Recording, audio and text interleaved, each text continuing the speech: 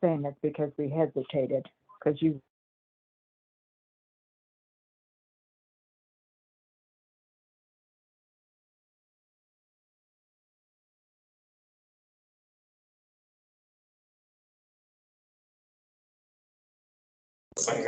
My best friend's. Okay.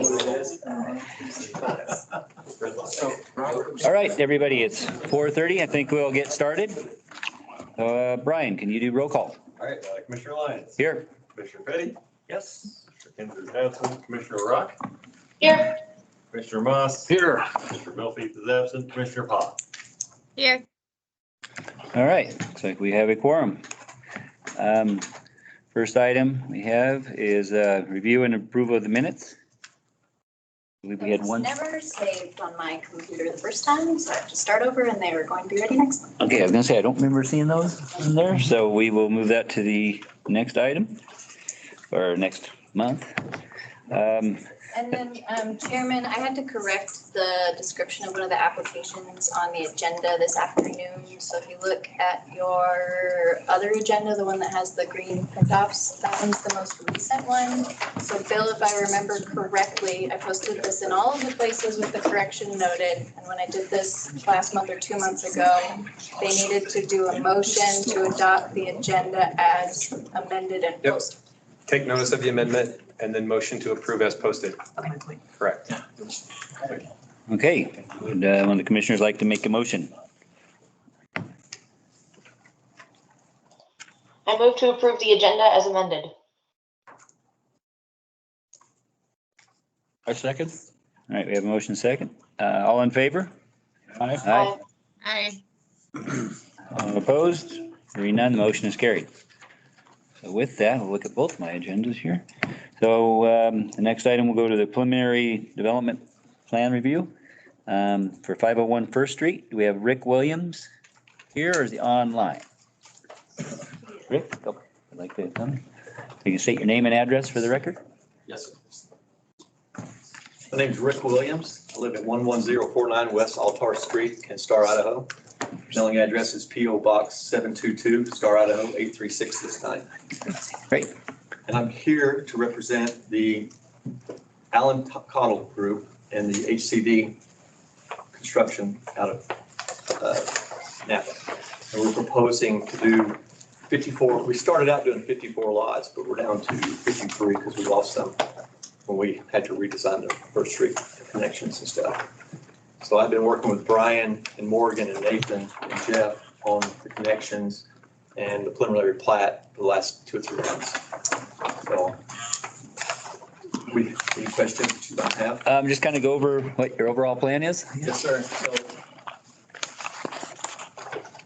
we'll be coming in right here at, this is, what is that? What's the street name? Colorado. So this is Colorado coming in, going down and back out to Washington, the railroad. So we've got, this is the first part of our phase, the 48, this was originally 48, now 47, or 46, because we added a gym, we've added 2 pickleball courts for the residents there. We're also collecting the sewer here at this part and redirecting it and putting a new sewer line all the way back down here and out to the lower section for Jeff. And then we're redesigning the road. This is the old road. I don't know if we've got we have a red line a little bit bigger. What was it? Ended up being 30 feet or 60 feet overall, 30 feet. Actually, Derek, when you come up, Derek's my engineer. I'm gonna have him work on this part of it. This is the part he does. Okay. So, Yeah, name and record, Derek Kerner, 9175 West Black Eagle Road, Boise. So David Evans and Associates, design engineer for Rick. And so that kind of a co-testimony here. And yeah, this is the one version older. We got input from Morgan and the team, red lines. And so those full-size plans are actually what we have to give to you today. But so those are in response to the red lines that you gave us. And what we did is we ended up widening the First Street improvements. So this section got a lot of work where we are dedicating 30 additional feet from our property line. So right now, we confirmed this, that the existing right-of-way is 30 feet. And the road is shoved over and centered in that existing 30 feet. So what we're proposing to do is to reconstruct the entire First Street, really, by the time we redo the water main for you guys, because that was part of the deal. There's an old 6-inch line. We'll be replacing that with a nice new 8-inch line. And that alone is probably going to destroy most of that roadway. Plus, we're wanting to relocate the road further westbound. And so we'll make a nice new bardage on the east side. We've got some residences there, and so they'll get a driveway extension. They'll actually, the road will be shifted away from their homes. So we'll be happy with that. We'll put culverts in the nice improved bardage, which will be 13.5 feet wide. And so there's. Per Morgan's request. Yeah. And so 13.5 foot wide bardage, 2 foot gravel shoulder, 11 foot travel lane center. That will be 3.5 feet east of a perfectly centered 60 foot right of way. The reason for that is because we're building a sidewalk on our side and there's no sidewalk on the existing east side. So shoving the whole road about, I think it's like 10, almost 15 feet further west than what it currently resides in. So that's the new center line, new brand new road. We'll have a 2 foot gravel shoulder on our side, 13.5 foot bardage, a detached 6 foot wide sidewalk, and that's right where the new right of way would be. And then, so we would dedicate 30 feet from our current property line. And after that, we have a 12 foot easement for utilities, snow storage beyond the detached sidewalk. And so that whole thing is pushing into our site 17 more feet than what this plan currently showed. So what we did is we lost one unit in this row here. You just couldn't, there's no wiggle room. These units were able to slide over a little bit in order to accommodate that. And then we switched these 2 units as requested. Pickleball court now resides here. This lot is coupled, so you have a pack of 3 homes here. And to do that, the reason we did that is so that more snow storage was available right here off of First for public snow storage. That's really it on the modifications that version is to hand to you guys versus what you see here. We pasted out just again today. This is the larger site, which is south of the smaller triangle right up here.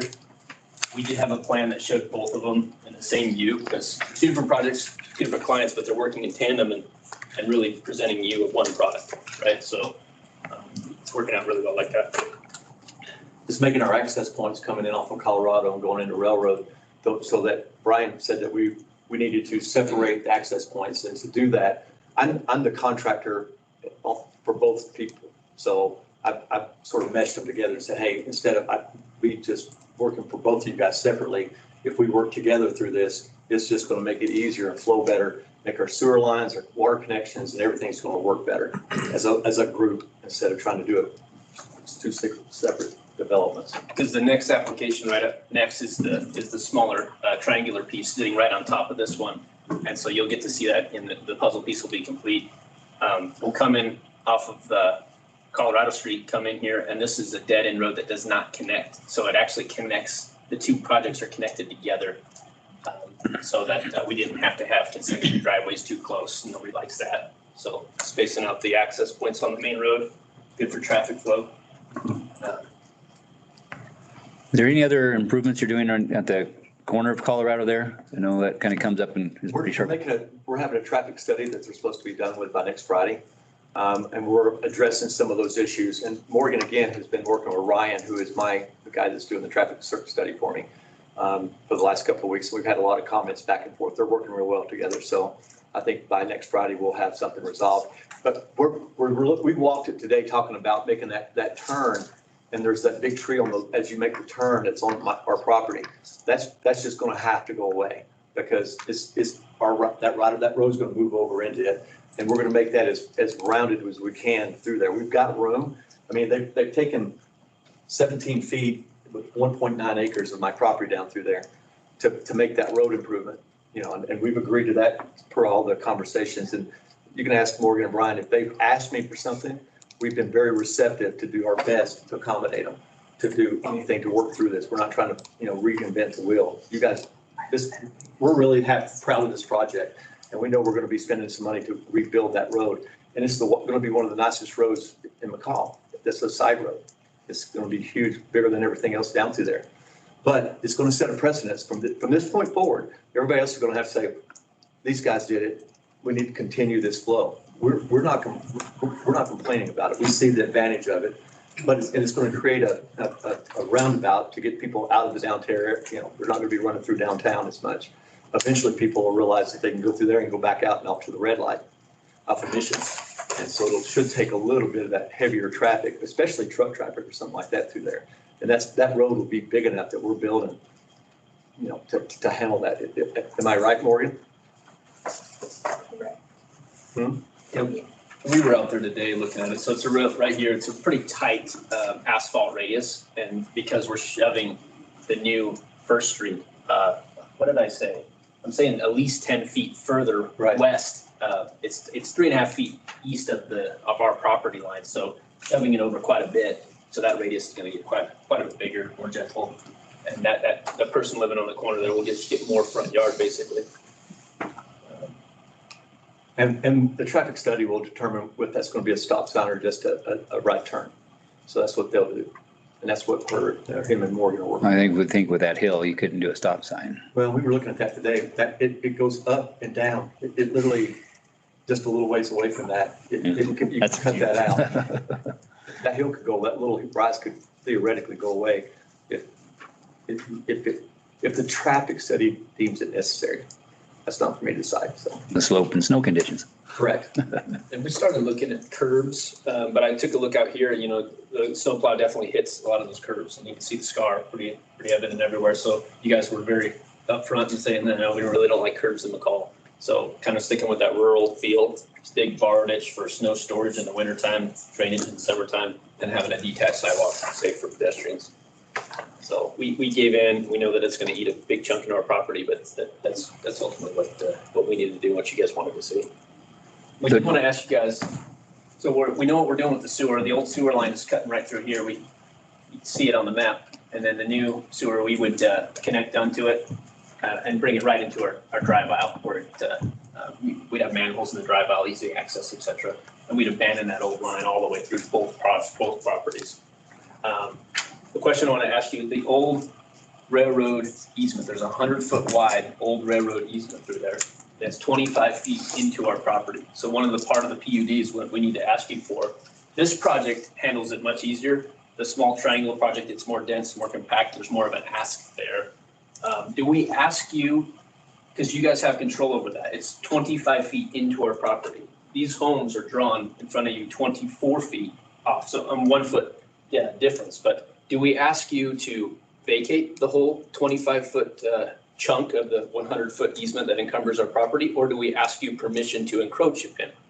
There's two ways to So look we at it. probably have to see what the wording of the easement is when that was granted to the city from the old railroad to right away. So that's going to be probably some legal determination on if that's even possible, because based on whatever the conditions were when it was taken over by the city. Yeah. So we couldn't answer that right now. Okay, all right. That's something we need to. So do we need to? That would be discussion with staff and Okay. Yeah. I saw in the title report, and we did a quick little look-see to be like, well, how does that affect us? Well, the answer is it affects us by 1 foot on this project because we planned on having, patios. So the house would, right now it's drawn just to end 24 feet from our property line. The pathway is very consistently almost 15 feet further out currently from our property line. And then you'll see up on that next site where it's more dense, those homes are 5 feet, rear setback 5 feet from our property line. So that's 20 feet inside of a 25-foot encumbered old right-of-way or railroad easement that I believe was a 100-foot wide swath. And currently you guys have a 50-foot wide property. So it's 25 foot into everybody here, 25 foot encroached into everybody on the other side. Yeah, again, we just saw that in the title report. It's just old easements that were handed to you once the railroad went away.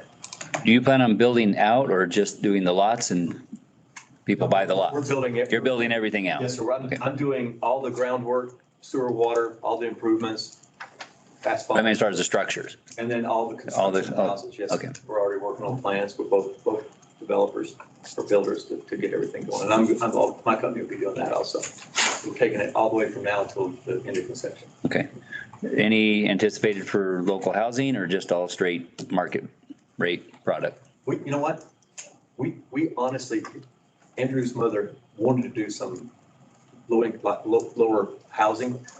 We just can't make it work with the $15,000 that the grant works with. It just, the price of property up here is just too expensive. So these are all going to be anywhere from 800 to 1.2, depending on what size. Some of them are going to be 1,600. The other ones will be like the big ones, the 2,200 will be like 1.2 is what our estimated price of completion is. Okay. So we've sincerely been looking at some property off of Mission, way off back there and backside of everything that is zoned.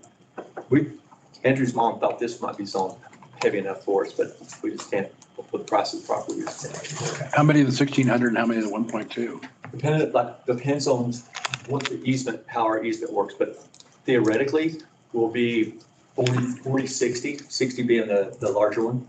The ones on the back row are going to be less desirable. Mhm. So those are going to be the smaller houses, and the ones that are going to be down on the walk path are going to be the larger, the ones that look down on the green belt. Mhm. I mean, those views are just going to be gorgeous, and people are going to. You said the 1.2 is how many square feet, did you say? 2,200 square feet. 22, Yeah, 2 to 22 is what we're working at right now. And they're going to be, what we're showing right now is they'll be accessed. Let's say this row, you'll have access to your garage underneath here. The sidewalks will come in here, you'll come into a side door, and then you'll have like bedrooms back here, go to the second floor, which will be a living area with a back porch, a little patio looking on the green belt with another bedroom, 2 bedrooms up top. And then the smaller ones back here, they'll enter from the garage in here, but not have the 3rd floor. There'll only be 2 stories, just a little bit. That's what we're looking at right now. Okay. Do you anticipate any landscaping buffer along that pathway so people aren't looking right into the homes, or? I know you're trying to keep the views, but any kind of little berms They're or? elevated, and So there's enough. all of our, we're not looking, I build up here. I'm not a fan of retaining walls. I like the rock walls, and theoretically they cost me about the same, and they just give me a way better look. So everything that we're looking at here that's elevated, we'll do like landscaping stones that are like up to 4 feet, I think is what we can go to. And then we have to go 5 feet back and then do another lift. But on those, it's just not, it's probably one set of rocks to go along the walk path. And then everything back here that we have to lift, we'll do the same thing with stones. We're going to do it with stones. And your feet, your ground floors, and currently even right now, if you walked out there, your feet are 3 to 4 feet above the pathway at all times. Pathway, right. Yeah, there's kind of even just outside of our property where we wouldn't be touching, there's kind of a drop off there. It's some contour lines where it drops off. And you wouldn't be, it won't be just like straight in the back door. It's all elevated. And we're working on the grading plan right now, so that'll give me a better idea what exactly how tall it is. So. All right. Commissioners, any other questions for the applicant? Yeah, I guess it's kind of a continuation onto the phase 2, but if you want to finish up with that one, it's, I mean, pretty much the same, I'm guessing, but other than just the. Some of the things that I've got to ask, I asked Jeff about the lift station. He said that those are coming on pretty fast. So. And that's kind of with Jeff and the sewer district, so we really don't have much say on that one. I sincerely talk to Brian twice a week, and Morgan probably more than that. I just stop in and see Morgan because she's so busy she can't answer the phone. So, but yeah, I'm here constantly. I'm building here right now, so I have an open line of these guys. They're really good about getting back to me and giving me information, and what they give me that I give to Derek, and we address it. I mean, I know she gave us red lines like, 2 weeks ago? And then we've already addressed all her red lines and ready to resubmit those so that we can keep moving forward. Our intentions are to, I mean, I know this is aggressive, but I'm a pusher. You can ask these guys. I'll come see them. I'll call every day if I can't get a hold of them. But I want to keep this project moving through the winter, and comes next spring. I mean, I've already been in touch with a cruiser, timber cruiser, and talked to him about we've got some really nice pine trees on our property that we want to save. And our layout, we've got our trees marked at the size of the trees that we tried to work around some of our nicer trees to leave them and, make our gaps and our roadways go around some of them. and then to get rid of the other ones. But we're looking at doing that maybe next spring. Hopefully that we can get through planning and zoning and get this all done between now and January. So that comes next fall, we're off digging and doing our groundwork, and mid-year start excavation for housing. So, I mean, I've already been in touch with everybody to do all the sewer and water and everything. I've already got basically pricing based off of what we've got. So we're hoping to have product coming out of the ground by June of next year, at least 10 for this project, for the one previous one, and 2 for this one, coming out midsummer next year. And then hopefully having another 10 by the fall, having foundations in place so that next spring we have all winter to work on those. I mean, we've been bouncing this around people already, and we have a large group of people that are really interested in this product. So I don't think we're going to have consumption rate. I know the guys over at Whitetail, and they were telling me that they have a ton of people that they're throwing at us right now for consumption rate for this, that they have people looking for this price point. That, you know, there's not that anything for these nice or upper end houses. So like, you know, most everything right now that's out there is like 1.6 and stuff. So I'm excited about the project. I like working up in McCall. So you guys are, I work with you guys. Bring your snow shovel. The staff. So Okay, yeah. I think that finishes that one. This is the second phase. I shouldn't say second phase, this is the second client. So if you remember that road on the last one, my houses are here and it cut through the road dead end out here. So what this is going to do is take us over here, and we have a manhole right there. So the sewer line picks up at the very top of our property. We jock it over, comes all the way down the 48 into the 6 and out into here. And then we're taking all this road repair down here. Was that railroad up the very end? That's railroad, isn't it? This is Washington, right? Yeah. Okay. So we're taking it all the way from Colorado all the way to railroad and replacing that. I guess there's like I think it's called a 5 gang that comes into railroad, and we're going to put in a new line, whatever they recommend. Nathan was saying that, you know, we're going to work through what the legal portion of it is. You guys are going to give us the pipe, because you're going to furnish the pipe. We're going to furnish the crews to install it, because they're already going to be doing my sewer and water through my subdivision. So we're basically covering that cost of labor coming down that hill. We've got to check legal counsel to see what theoretically, I was told that there are rules to how that has to work, that we have to submit everything to them, make sure that what we're doing.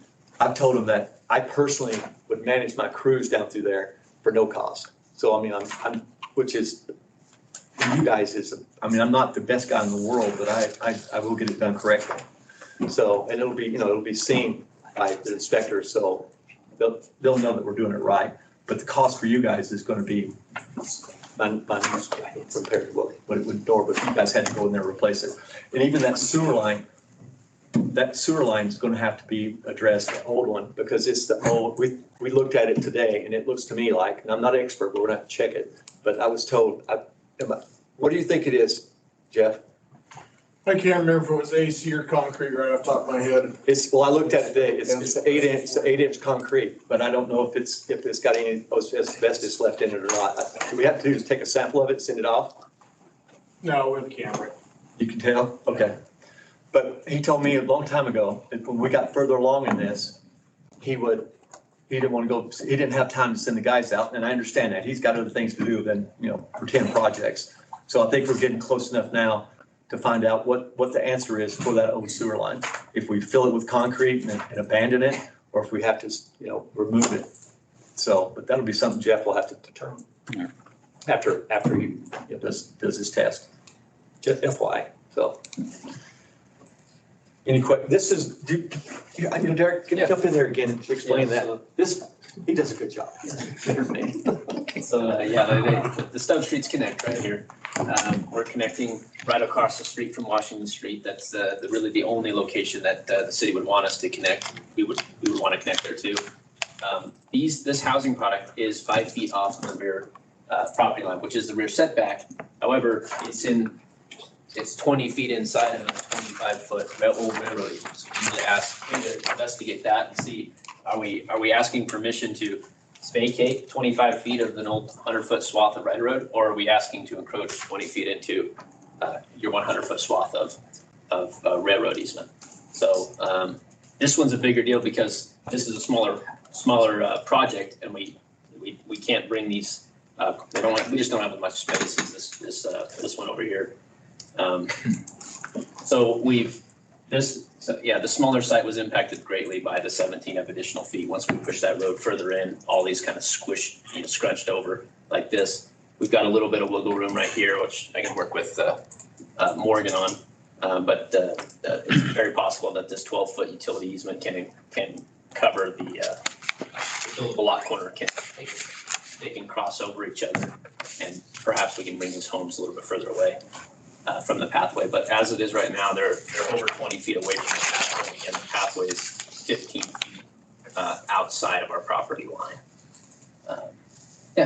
We're not asking to build in that area. We're just asking for our easement be part of that easement, so that it's an overlay instead of, we're going to be building on our property, and just making sure that you have enough clearance for everybody, like you're just not right on top of the pathway. And that again, there's a little ditch. That's what this is really raised up. That's probably 5 or 6 feet up right there. Yeah, because we were thinking the property line was way out here when you walk it, because there's that drop off right there, the 3-4 foot drop off, and then the pathway is right there behind beyond. You're standing here, you're like, no, the property line's way back here. So if you pace it off 10 more feet, and you're like, this is about where the property line is. It's actually a little bit more than 15 feet, but we'll just call it 15 feet for now from the pathway to our property line, and then the homes would be beyond that. So there's over 20 feet between where the home would be and where the pathway is. And I believe this would be a PUD issue. Is that not right, Brian? Yeah.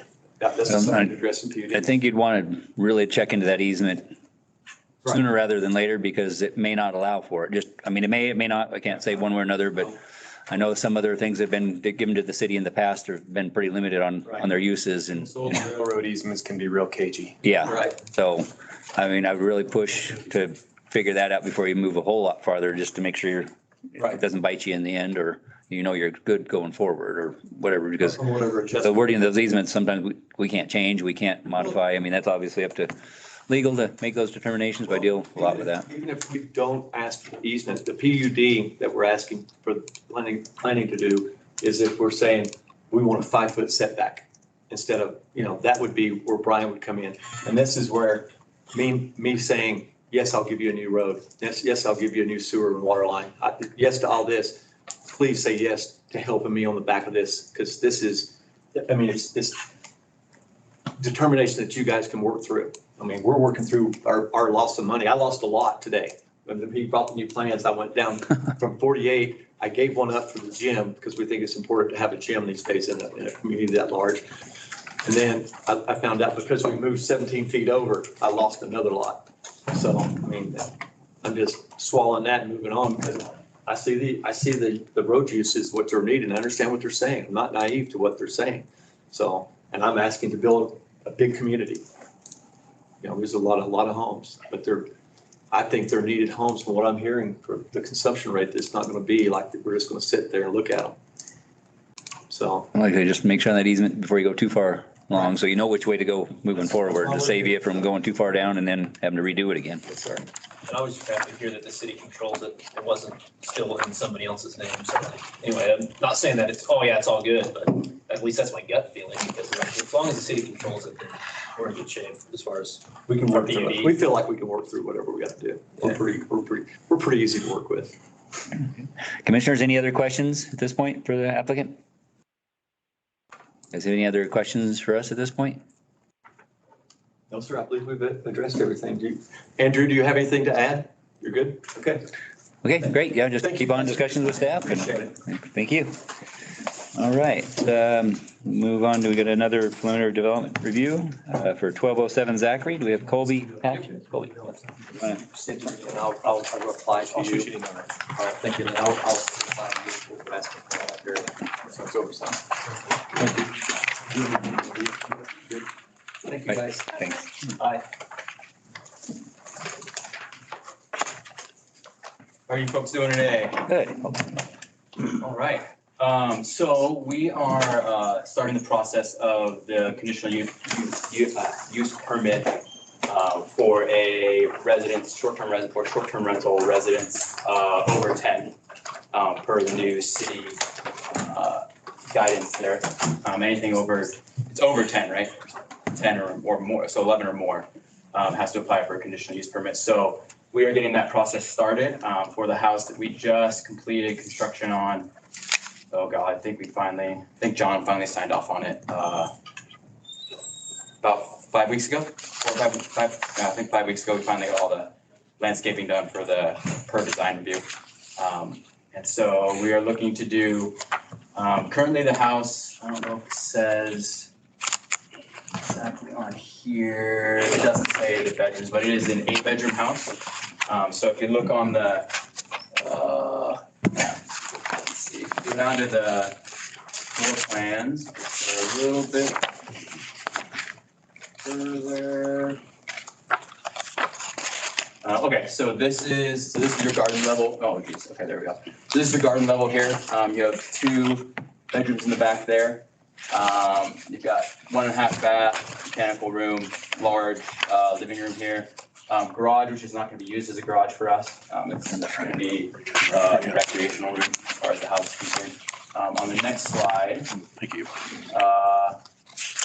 We've got, so this here, after speaking with Brian and sending him these plans when we first started the pre-app, we had a door here. If you go back to the previous slide, please. Okay, so it does show, it's really hard to see, but there's a door here. We didn't realize that when we first did this project that would make this, because we have a 220 powered stove in there, as well as it's fully autonomous with a separate entrance that would kick it into the ADU side of things, because it would be separate from the rest of the house. That was never the intention when we built the house. We just, there's a stairway here, so we put a doorway down there. We've since blocked that off, so the only access to, if you go back to the next slide, here, so there's 2 bedrooms up here, kitchen, and then a small sitting area, bathroom. The only way to actually get to that now is through the lower door here and then through the garage. So you've got those 2 bedrooms there, so that makes 4, and then you got 2 here is 6. We got large, great room area here, kitchen. This is a separation wall here that separates the 2 units. And then if you go to the next one is the 2nd floor or 3rd floor. So you have a library loft right here, 2 bedrooms and master suite or master ensuite there. So we're looking at, as far as capacity of people, we're looking to follow the guidance you guys have set forth for 2 per bedroom plus 2 for the house. So we're only asking for 18. And we have, beds in the lower. We have some bunk beds in the lower, so I think technically we have 19 beds. But that was more for the ease of our kids, because I've got kids of my own, and it's easier for us to all sleep in the basement. And I've got 3 kids, so that's why we got bunk beds, and one of the bedrooms in the bottom has a twin as well. But we're only looking for a capacity of 18 on the CUP there. And yeah, I guess that's, do you guys have any other questions, or I'm not sure what Well, else? it's brand new, so I usually would ask if you'd had any other issues with it in the past, but clearly it hasn't been rented or anything Yeah, no, at we this point. literally just finished got it done. on, a couple As months. the- Besides my friends, or besides guests of mine that I know, and other friends we've brought up, and my families, or my family, my brother's family, my parents, we're the only ones who have stayed there so far. And Will you talk about the driveway and the parking area, since that was additional? Yes, did you, Brian, were you able to We got send those something in the along? packet. Because that was a concern, and this will be addressed we've already done our neighborhood meeting. I did that almost 2 months ago, back in the middle of July. Anticipated getting a little bit faster start on the pre-app, but we got delayed by a month because of having to transform that door into an outdoor, into a wall. And so, one of the concerns with the neighbors, there's 3 neighbors on Zachary Road. I don't know all the history of the property, but from what I do know, that the lot we are on now, was the original house that owned a good chunk of that land. The son of the parents who originally lived in this house here. That's not the house. That was something that Don Hardy at McCall Boatworks had built, and it was just a storage for his boats. That's why. But that's basically what the footprint of the old house looked like. From what I understand and what I was able to gather, in the deeded easement that was recorded, I believe in 1991, that like these lots were all sold off later. And after, I think the house burned down, I think in the early or mid 70s. I can't remember. My dad was the one who talked to the son who came by last summer when we were building and just wanted to check out what his old land looked like. And so, one of the concerns was because this is it's an unrestricted easement, I believe is the wording in the easement itself. John Park is actually the only full-time resident who lives there. Both Micah Spittle, who lives here, and Carl Carrick. Both of them, it is second homes for them. Carl lives in Lewiston, Mike lives down in Boise. But one of the concerns they had is, okay, it is a easement and it looks like a road, but like many of the roads around here, it's dirt. So there is the definite confusion of people who come in who don't live there. Or don't own the land, like, oh, I can park kind of anywhere I want. We've already had to I actually had to add another rock down here because we kept having people from Pueblo Lindo come right between these 2 big rocks and come out and dig holes in our driveway trying to get out onto the highway here. And John Park years ago had these, I don't know how many, but he told me a number of years ago, he had these big rocks put here because people were always pulling through from Pueblo Lindo onto the street. And we've got no parking signs here. To let people know that, for the restaurant, you're not supposed to park along there. But there was just a concern of like, okay, if people are coming in, are they gonna see this big pull out here and wanna park their vehicles out here? Not so much anywhere here because it's pretty narrow. Occasionally we find random cars that are parked here and they're either restaurant people or I don't know why people park there, but they have. But the biggest issue would be on Mike's side here, where there's this big turnout, because it kind of looks like a parking lot. And if people think it's a county road or whatever, then they assume they can park there. So I have this, and we have this posted on the lower door when you walk in, that shows this and it's very clear in red. I think the Word document is there somewhere. But this gate shows, we have a gate that was there when we bought the property, right between those 2 trees. We enlarged our parking area quite a bit. I also sent a picture with it as well. It used to only be about half of that. And when we built the house, we had to excavate so much dirt that we were able to push the parking area clear out, probably doubled how much actual space there is to park there. So we've made it very clear to guests that if you park in the red and you are towed, you've been given fair warning that is a possibility. And working with Mike right now, he suggested putting up signs. Unfortunately, in the winter, they would be covered by snow because we have banks of snow that are 15 feet high. They pretty much ring this entire area here, and ring our entire driveway as well. I was actually very surprised at how much snow there was this last winter. But notwithstanding being covered by snow, actually putting up signs that say no parking tow-away zone, just so it's reinforced right from the get-go, before people even drive into the property and see it on the lower door that, this is not an area where you can park where you could be towed because it's private property. And we explained that in the document that we have, the Word document that we have posted with the rules on it, that this is an easement across private properties. You have to treat anything that's not the roadway, simply driving in or driving out, has to be treated as if it was someone else's property because it is. And we're trying to be sensitive to the neighbors with regards to that. It's a little bit of a unique situation. I realize because most short-term rentals don't fall in that kind of a thing where there's a deeded easement across private properties. And so we're, trying to do our best to accommodate all those things. And we made it really clear that another thing brought up in the meeting, and this will be in the notes as well when you guys get those, was people like driving ATVs and stuff in, or snowmobiles or anything like that. All of that's strictly prohibited by done rights rules as well, not just what we want to see and what the neighbors want to see, but by done right as well. Any vehicle that's not roadworthy, so if you don't drive it in to actually get in there, you're not allowed to drive it out, if that makes sense.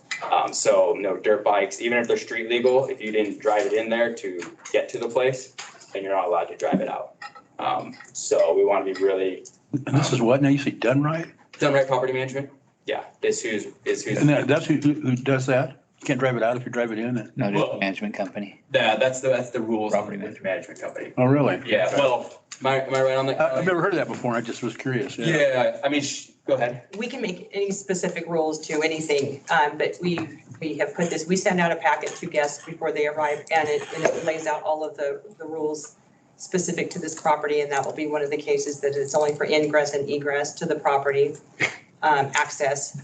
So he's just. I'm not saying it's a bad rule. I just never heard before. Sounds like a pretty good rule to me, but. Yeah. We're trying to be. Specific to this property. Trying to be very sensitive, because that was one of the first thing, I would say, one of the first or second thing that was brought up is like, okay, this goes across our property. How are we going to make sure that people aren't, because, people going in and out, especially with dirt bikes and stuff, you can tear up. I mean, I've ridden dirt bikes. I've ridden my mountain bike on dirt bike trails in Boise, and they are a bear to ride because they just turn to sand because of the power. And so we don't want, the dust is one thing that those would kick up. And so the fewer vehicles we have going in and out, the better. And we also, there's a strict rule that they're not allowed to ride. I mean, we have 2 acres here. You can't really see it because this doesn't encompass it, but the property goes, so this is the Quaker Hill from this corner. You can kind of see a line right there, but they put a fence that goes, they finally fenced in their whole property because they own all of that big triangle, and they have that entrance up the highway a little bit, and then they own all that and around. But our property is kind of sandwiched between the lower property, and then Boydston Street is over here. So we've got kind of a trapezoid shape that goes clear down back over here, about up there on the screen and that way. So it's almost 2 acres. It's 1.935 is what it's listed at. But it could be a temptation for people to get on their snowmobile in the winter and like tootle around, because there's enough room to do that. So we've got strict rules about, you're not allowed to ride any motorized vehicle on the property, and that's the same coming to and from the street. And so one of the homeowners was concerned that they would want to ride a motorcycle or a snowmobile out here and then go up the connector trail there, which that's a non-motorized path anyway. I don't think he realized that. But that was one thing he first thought of. It was like, oh, they're going to go up that and then go up path and then go hit the rest of the Brundage Road where it ends and then go clear up there, but that wouldn't be allowed anyway. But we've written this up and been very specific and very clear about what we expect from people who do come. And I think we've provided enough parking space. And with all the trailers that we've had doing the construction, I mean, we've had my dad's truck, which is a 250 diesel or 2500 diesel Chevy, and a 18-foot flatbed that we pull our skid steer on. And we've got plenty of room to pull up in there, back up, and do a turn inside. So we have no qualms about telling people, if you bring a boat up, that's fine. Or if you bring a trailer with snowmobiles on it, that's fine, but you have to turn around. Even the turnaround, which people will be tempted to do it here, we've made it clear that, before they bring all their other vehicles in, I don't care if you have to turn your snowmobile trailer around first, but we've made it clear in the rules that you have to accommodate your own vehicles in order to a turnaround on our property, making sure we're not doing it here, because the other thing in the winter is when the snow piles up, it does get really tight, and so people are going to want to back up. Probably 3 weeks ago or 4 weeks ago when I was up here, someone came in with a boat, no idea who it was, but they backed up right onto John's driveway and then pulled out. So, random people come up and use it as turnarounds. I don't understand why, but, I don't know if they thought it was a road or if they were trying to go to Pueblo Lindo and had a boat on their truck. I'm not sure what it was, but that's one of the things we're trying to avoid. And it's been with how much time I spent up here in the last 8 months, I probably spent easily half my time between where I live in Meridian and being up here. And we were up here for about almost 4 weeks total in the summer, just living up here at the house while we were finishing it up. And so seeing some of those things where people coming in that I don't know, and people that I do know, it's been good to see those things so we can work out those kinks. And that's why this document plus the rules plus the photo that I sent came after, because we hadn't thought of some of these things that we've seen as we've been going through things. And so I had to get that to Brian after I'd already submitted the pre-app. So that's how we're looking to deal with any ingress, egress, parking, trying to make it as minimal or minimally invasive for any neighbors that are around us. Now I know done right, they've got different monitoring systems and you got a pretty private location compared to many others around town. You plan on doing any of the noise monitoring systems that? Yeah, those have already been installed. They just got those in 2 weeks ago, a week and a half ago, something like that. So yeah, that's part of their management system, I think on every house, correct, Kelly? Yes, and you also have cameras. Yep, and we've got security cameras so I can see if people are breaking the rules, who is, and Kelly and their team, their staff all have access to those cameras. So we've got pretty good coverage of, I've got one on the corner of the house here. It does get blocked a little bit by the trees, but you can see pretty much this whole area here. And then we've got one that shows our parking area as well. So we can. I've never worked with a management company before, but do most management companies have the same kind of security? Yeah, I think it varies widely. I mean, Kelly can speak to that, but that's one of the reasons we went with her company for the management. And how long have we been working with you, Kelly? About a year? Yeah, I helped, Colby and his father approached me when they started building, and I've walked with them through this whole project. So I'm very excited about this project, and they've done everything correctly in preparation for accommodating with their company to accommodate here. But as far as security, we take it a step above with the noise monitoring devices. I don't know of any other. I mean, it's been out for a long time, but most of the property management companies do not use the noise monitoring devices. And we don't require owners to have cameras, but we do suggest that they do. And it's just pointing out to the driveway so we can monitor parking situations and guest, the occupancy. And, if we need to, tap in anytime, we can see what's going on in the parking lot area. It's interesting. I have. No, that's a great question. And I think, correct me if I'm wrong, Kelly, but you said that the system actually, because another thing that was brought up is like, how are you going to make sure that, it stays at the people that are renting the house? And that's a very strict rule with all of Dunright's properties, is that only the people that are on the rental when the contract is done, because they don't just do the thing through Airbnb and, away they go. They have to sign a contract directly with Dunright if it's done through Airbnb or Vacasa or some other third-party booking site. They get a contact from one of the gals in the office, and there's a contract that they have to sign stating all the rules and all the expectations and all that kind of stuff as well. And they're very strict about, only the people that are on the reservation are actually allowed at the house. So you're not allowed to have parties. That's one of the nice things about the noise monitoring software. You said it can actually kind of detect if there are people there It does detect over occupancy, but you can get a false alarm if somebody comes over or something like that, So we take that with a grain of salt, but if it's 10 o'clock at night, it's ringing us saying that there's over occupancy, then we will do a drive-by. Really? Yeah.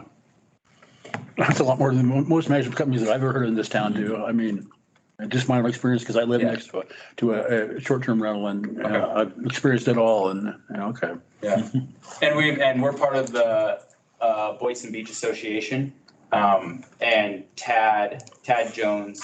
I don't know if you guys know any of you know him. He's an architect who lives actually just right about over here. So he actually helped design the house. So if you look at the front page, you'll say Tad Jones Architecture, I believe. So he's actually the one who did the architectural work for us on this house, and did all the design review packets and all that, or helped us with all those packets and stuff when we went through that a couple years ago. But he was, there was also concern that, because we have a private beach access that goes with our property. And so he was concerned that, we'd be letting guests use that, and that's not gonna happen either. So the guests don't even know that there's private beach access. That's only for our family and our friends when we're up there to use it. But I know that's been a sticking point because there's a number of Airbnbs. The community kind of goes down this way, off of Hayes, and then there's another Romine is kind of the top edge right there on Warren Wagon. And I think it's Hayes is the other east-west street that's kind of the bottom section of that. And then it goes from Warren Wagon all the way back up to here, basically. And so I know they've had problems with that in the past, and over the last number, probably 4 or 5 years since we've owned the property, it'll be 5 years this December, going to all the meetings, because there's a yearly board meeting or a yearly community meeting for anyone who belongs to the association and has beach rights. And so that after, I don't know if it was 2 or 3 years ago, I'd have to ask Tad, but it pretty much got stomped out as far as like no more letting beach access, because you'd have random people coming down and they don't care about the beach, they don't care about the dock, they don't live there, they're just renters. And so it was causing more problems, and so that got tamped down pretty quickly a couple years ago. So that was probably one of the only other things I think major areas maybe need to be discussed as far as guest access, that sort of thing. So. Okay, commissioners, you have any questions for Colby? It seems like you've kind of in the process of covering everything that's. Yeah, trying our best. This is my first time doing it. The noise, the parking. I mean, that's some of the bigger issues we have, obviously over, parties and. Yep. Over occupancy.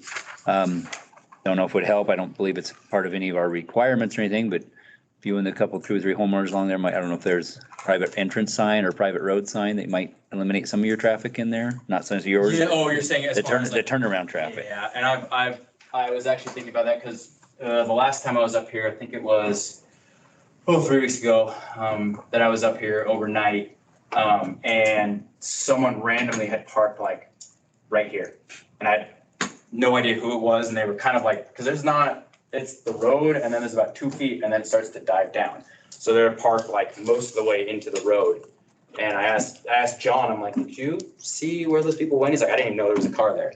So John watches this whole area like a hawk because he lives there, and he's our neighborhood watch. Is what we jokingly say John is, because he's always keeping an eye on everything, which is good.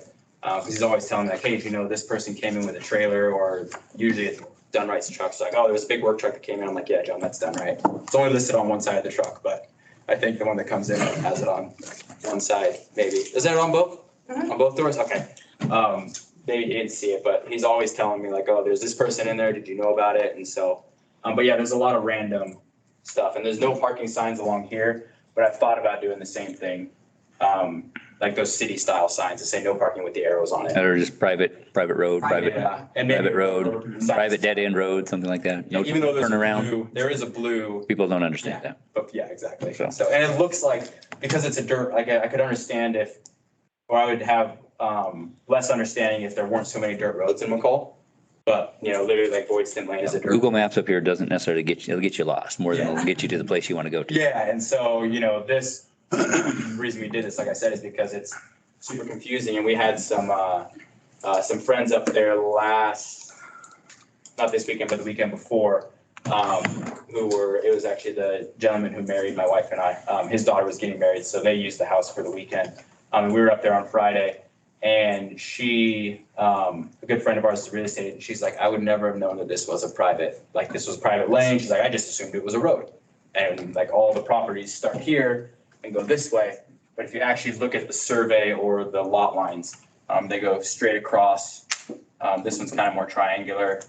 Carl's is a bit triangular, but then John's and Mike's and mine all go straight up right to the edge where Quaker Hill owns. Great.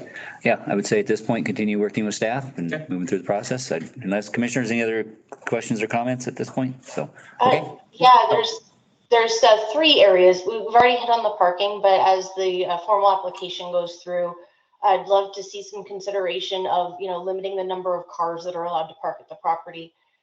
Second, with the size of the property, the number of rooms, making sure you have sufficient trash service.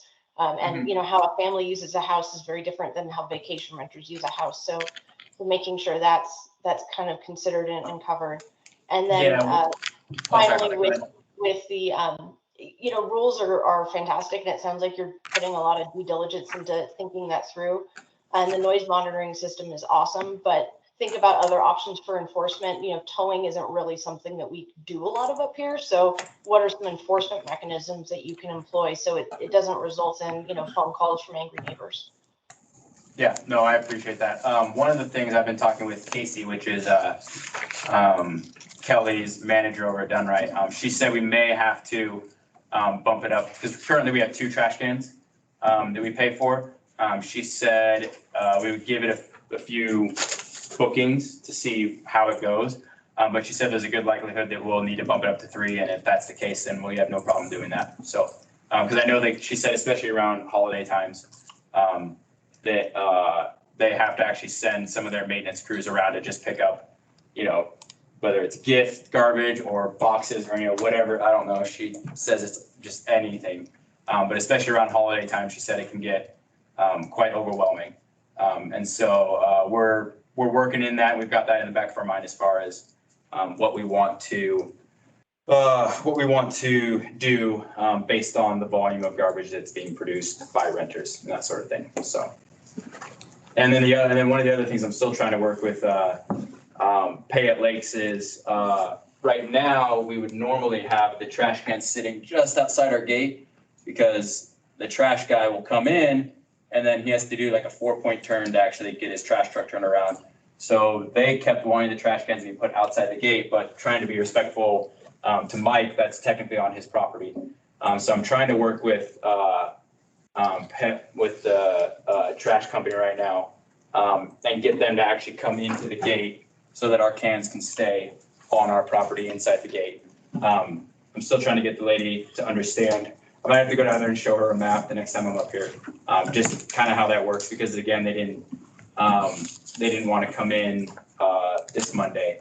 Thankfully, we didn't have any trash in there, but they didn't come in and dump them this Monday. So I gotta go talk to her again and make sure that we're clear on where the trash needs to be respectful to our neighbors, and then making sure they're picking it up where they're supposed to. Is the gate actually going to remain? I like the gate. It's and this is something I gotta go over with Kelly. I would like to have it because people do drive in there randomly. Like I've had people drive up and it wasn't cars that I recognized being Dunright cars. It doesn't mean it wasn't, but there was one time where someone pulled in and stayed there for like 15 minutes and then left. On the cameras, I never saw anyone get out of the car, but it was kind of random. Unfortunately, my video didn't go back that far, so I only had screenshots that showed me, okay, there was movement at this time. But my recorded video, it doesn't go back far enough to actually, when I saw it, or when I heard about it, to look at it. And so I like to have the gate closed when renters aren't there, because then people don't want to keep driving through. So.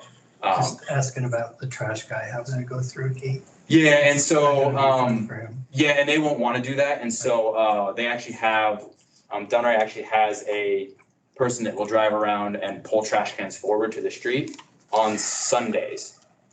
Is it every house you have? Well, just if you are at Monday, which I believe you have Monday service, Yep. yeah, and most of our houses are on that schedule. So yeah, they go on Sunday night, pull the trash cans out. Yeah, so in this case, if there wasn't, like if the guests had left or whatever, and the gate was closed, we would open the gate and make sure that was open. So instead of pulling the trash cans out, they'll simply open the gate.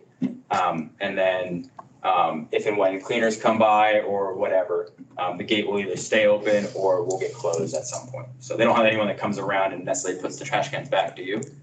No. Okay, Colby, we need to get moving forward, so. Cool. All right. Sorry. No, it's all right. To get things. Thank you, guys. Okay, continue working with staff and. Okay. The next item, we have the consent agenda. Is there anything on the consent agenda that anybody has questions on that would like to be polled and discussed independently? Otherwise, we'll be open for a motion. Motion that we approve the Good. consent agenda as listed. Second. We have a motion and a second to approve the consent agenda. All in favor? Aye. Aye. Aye. All opposed? Hearing none, the consent agenda has been approved. All right, we'll go to, there is no old business.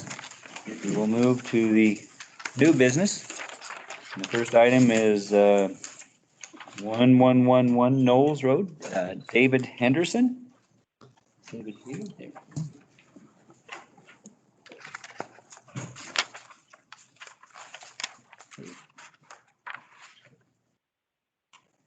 Hi there. Hello. My name is David Henderson, 3241 Big Creek Road, New Meadows, Idaho. Had a collapsed building from the snow this year, and I'm trying to rebuild the existing building back on the same foundation with an apartment above for some extra income, rental income. Just looking to do retail shops or something in the commercial space, 2 commercial space. And then a 2-bedroom, 2-bath apartment above.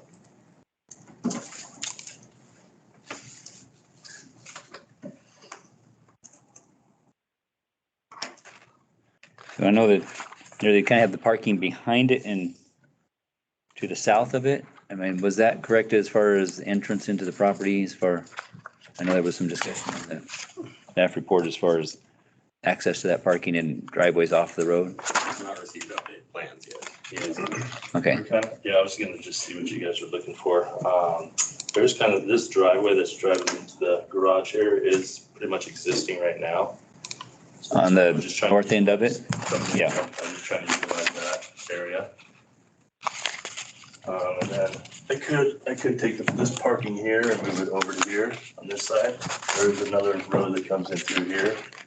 I think that one of the question on having multiple entrances off of Knowles is more of what I think they're concerned, having a multiple layout to be able to come in that one driveway and feed back to it. Would that, or Come back here something like that? Yeah, come back and and park in here on the side. somewhere along, I think that was that what staff was considering? So there's multiple driveway entrances and then also just the proximity to the intersection with Highway 55. We generally want driveways and other roadways as far off of a major intersection you can get. So yeah, I'm open to suggestions. Yeah, I think that would be something, talking with staff a little bit more to see which way you can make it flow better for the overall fit for it. What else? Are there commissioners, any other questions that you may have? There seemed like there was something else I had. I can't remember what it was. Also, I did notice that there was the potential of the requirement for the fire sprinkler. Did you ever get back on this size of a project, if that would be required on that or not? I am, but I can talk to the chief. Okay, so you're still in discussion with that, yeah, just to make sure you saw that Yep, I just. wasn't sure what this size that would require it or not, but.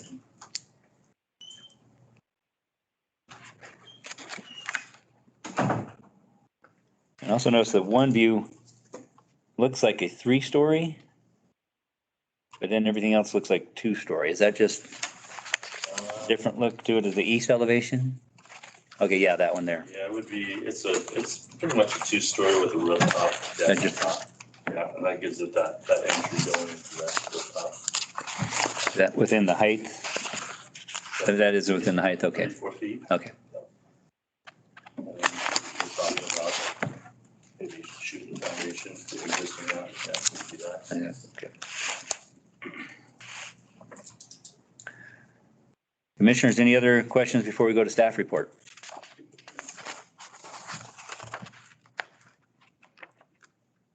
Okay, right. Yes, thank you. This is mixed use development, corner of Knowles and Highway 55. Across the street from Pueblo Window.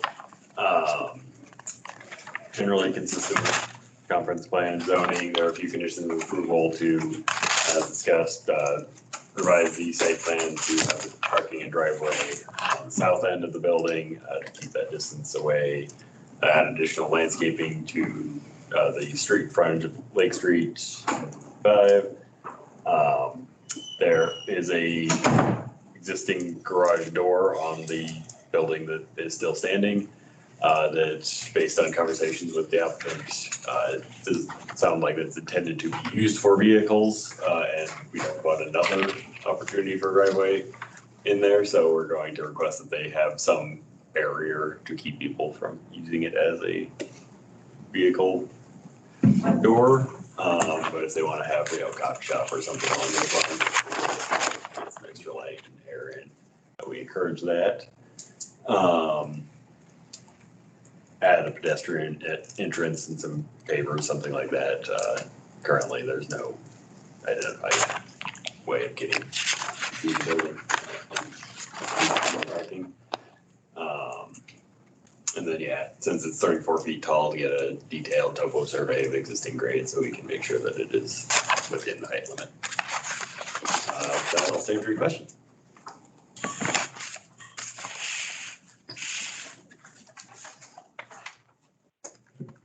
Commissioners, any questions for Brian?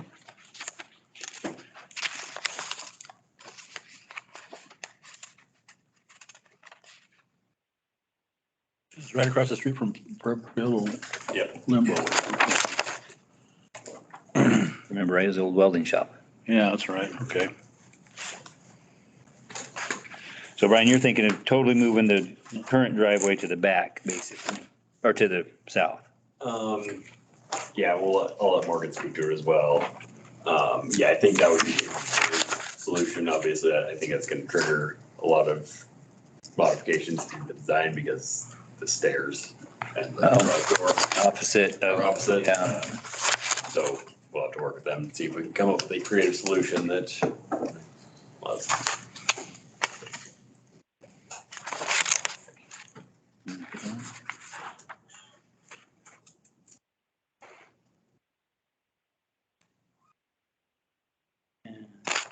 That's back enough for them. Commissioners, any other questions for Brian before we go to Morgan? Right, Morgan. Great. So I had a few comments on this project and it was mostly regarding the frontage and the parking and the driveways. We would prefer the driveway access to be further away from the State Highway 55 right away. It's just better for access management and conflicting turns, just general traffic flow. And then I wasn't sure from the site plan how the parking on the south side of the property was being accessed as well. So there was a comment to clarify where that would be and if there was head-in parking from Knowles Road proposed, because there's some parking costs. There's a lot of clarifying, just to clean it up a little bit. Generally, we only allow one driveway access per parcel that will snow plow. There are other instances where we have allowed 2 access points, but typically only one gets plowed by us in the winter time, just because there's so much to do anyways. And then just a general stormwater report detailing what might happen with this property when it rains. It's relatively flat from what we've discussed. So just detailing what that would look like and if there's any temporary best management practices that are going to be used during construction. Those were my main concerns and comments for this project. Commissioners, any questions for Morgan? Okay. At this point, we're going to open up to public hearing and we'll have a chance to respond. All right, we'll open the public hearing. You can sit down in case anybody wants to come on.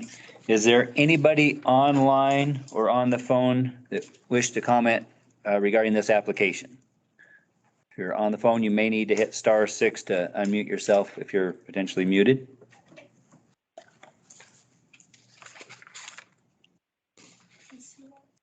Are they trying to do something? Are they muted? They're unmuted. And once again, anybody on the phone or online that wish to speak regarding this application? Anybody here in the audience that wish to speak regarding this application? This 200 Lenora?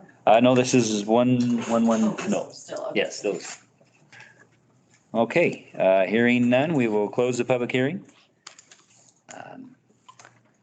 Commissioners, discussion. There's no rebuttal. It seems like, oh, go ahead. This my only, it seems like turning a lot of this building around is gonna change the footprint of the existing foundation probably, and I'm not sure. I guess it's up to the applicant if he wants to go through all that, but to get the entry to the south, access to the parking, didn't look like there was a snow storage. And outlined, if you're all right then. There's no snow storage identified. Fairly large. Okay. Yeah, it seems like there's a lot of modifications to try and use an existing foundation, I guess. You said it was really flat. Is that going to be a problem with drainage and snow storage and all that kind of thing? There isn't, you said no snow storage is, Yeah, I mean, it should be pretty flat, so most of it will infiltrate before it crosses property lines. That would be the main concern. Like, it's almost too flat to even put a roadside ditch in on the road right now without reconstructing the whole road. Also, yeah, I was thinking about a roadside ditch and, okay. it's very flat right in this spot. But there is a stormwater culvert on the property to the east of this. Does it show in the drawings here or? I don't, On different property. there might have been a. What's on a different stormwater. property then? To the east. To the east of it, okay. I thought I saw it, it's on GIS, but there is a stormwater pipe to the east of this that takes the water from the highway and brings it back down. And it looks like it eventually ends up in Whitetail. It just flows through.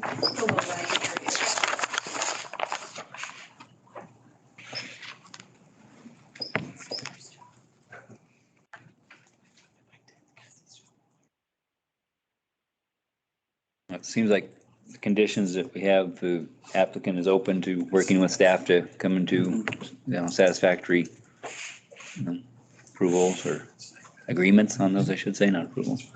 I think you would want something like that, some type of better drainage situation if you had snow like we had last winter up here, or a huge snow year. I mean, it doesn't sound like the drainage is effective enough to support the property. Well, it's a relatively small footprint for the size of the property also, but some of that will come out in the stormwater items on identifying what the water does now, because I can only guess from what I see and what it does, but it sounds like it's relatively flat. But we would look to make sure there's not going to be drainage onto the neighboring properties. That's more than. Yeah, that is a concern, yes. Mhm. And that's in some of the conditions of approval. Yeah, okay. Any other questions for staff or the applicant?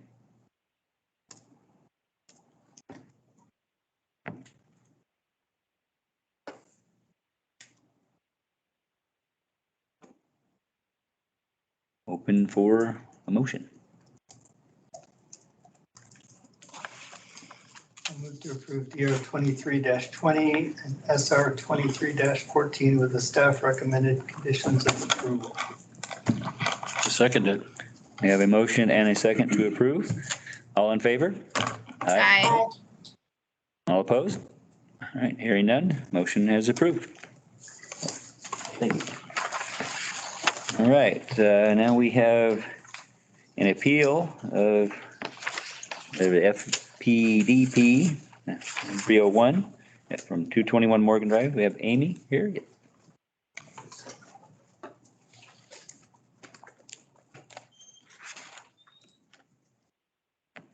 Chairman Lyons, Commissioners, Amy Holm, 706 North First Street, McCall.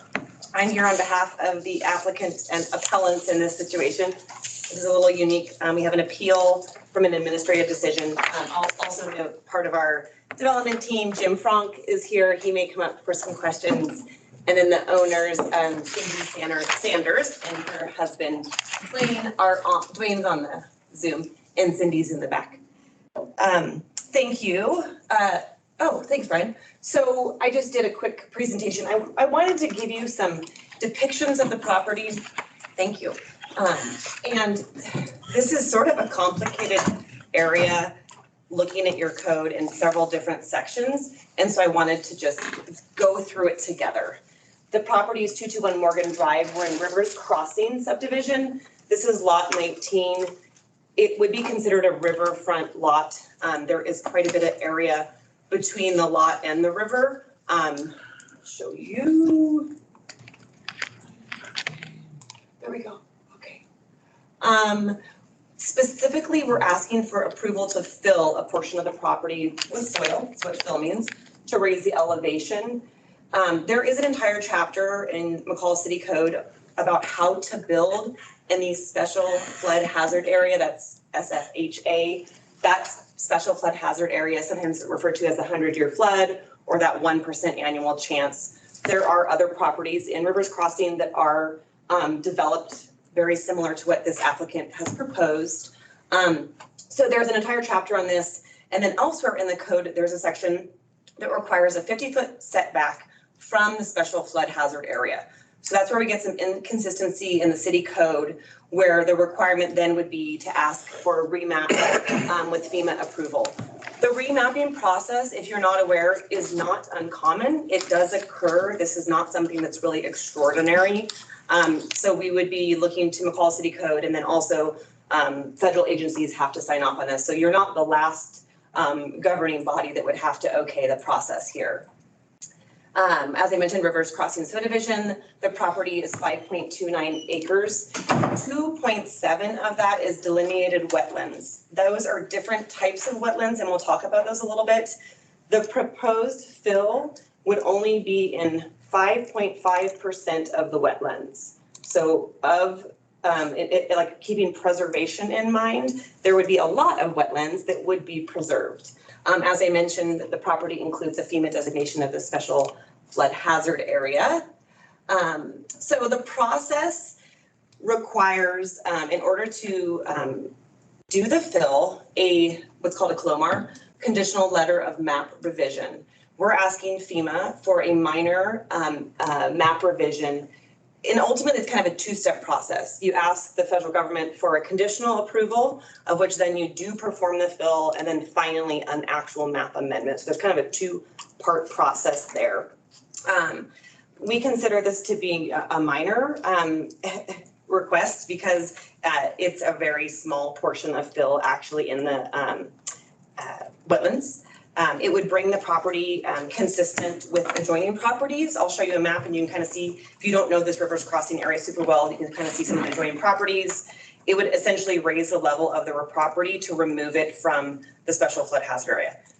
In the simplest terms, the special flood hazard area is an elevation, of which in this area, this property is pretty flat from the river all the way up to Morgan Drive. So that means more of it is in the special flood hazard area compared to a property of which the elevation would just climb more naturally. There's a process of which Mr. Parker is statutorily required to advise a property owner of the options to apply for a map amendment through FEMA. And so the McCall City Code specifically outlines this process. It's a complicated one, but your code is really clear that we can do this. After that CLOMAR, the conditional letter, then the fill would occur, and then the applicant would apply for the letter of map amendment, the FEMA process. Ultimately, so here is the property. The very obvious Pitt River. This is the large area of the entire property. And I'll show you, it kind of goes diagonal each way. You'll see on the next slide. So here we have a riverfront home. These would be the neighbors most adjacent, and then another here. So you can see the way the river goes through this subdivision. And I thought this Google Earth could kind of help. I do know that actually Chairman Lyons did a site visit to this property. No, you didn't. Okay. I know that But I'm some, very familiar with it. I worked Okay. with the developer on the subdivision, been on it, so I didn't go to the visit because I've been there many times. okay, there was Sold the property some 2 or 3 members times. of the commission did do a site Yes. visit of this property, but I didn't know if any of the same folks were on the, okay, so, this is the county GIS, which helps you understand property lines. It's 221 Morgan Drive. As you can see, it's that, shape. And then the city GIS is interesting to me. I just pulled it today because it actually shows buildings. The actual building sites would be upland of this, just so you all know. But I just did a kind of a rough, using your city map application, how far away are we from the river? Because I think it's really important to understand we are hundreds of feet away from the Payette River. So this is not a home that is really abutting the Payette River. It is quite far upland. And then here is the proposal. So this was originally submitted in the application as an exhibit, and really getting into, I try not to get into the weeds too much, but the property has wetland boundaries. They are sort of isolated. They're throughout the property, but there are some areas of not wetland. So the proposed fill would be in this crosshatch area. So upland, and it would include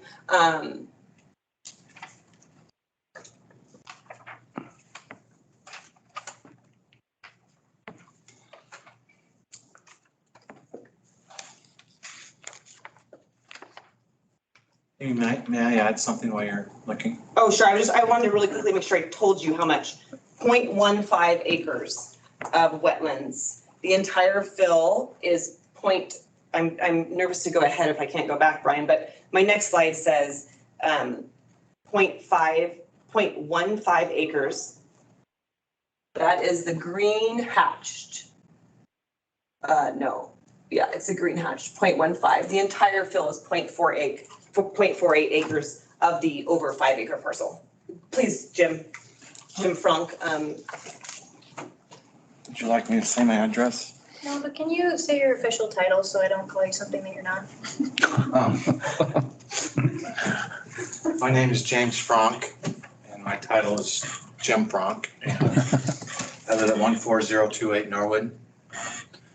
Civil engineering consultant and environmental consultant. I've been doing wetland delineations for 30 plus years. One of the first ones to do it in Idaho. The only thing I wanted to point out here is this little green thing is the area, 1.5 out of those 2.69 acres, whatever that was, of delineated wetlands. The hatch area is for the FEMA map to show you how much of that area is filled. However, the reason why it's just this little area of green here is because the rest is upland. It was delineated as not wetlands. So there's a little, what I call an arm that comes right through here and straddles this side and comes around and disappears off property. And so that's why these green are here. And then you can see the bigger part right there. So this in here is fill in an upland area that doesn't apply to the wetlands. And that's why you see this with the 1.5, and then all the rest of this remains the same, undisturbed. The light blue is the special flood hazard area. And I like this, if you do mind just staying here? Or you can sit down, Jimmy, do whatever you want.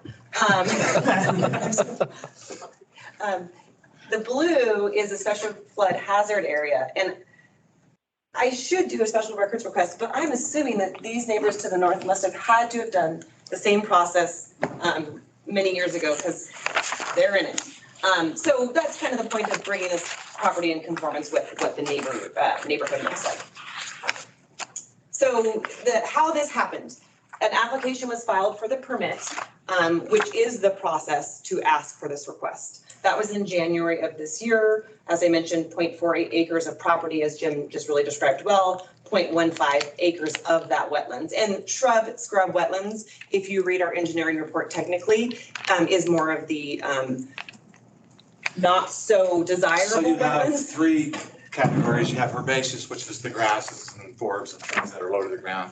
Scrub is like willows, alders, something that's medium in height, woody, those types of things. So that's why they call it that classification.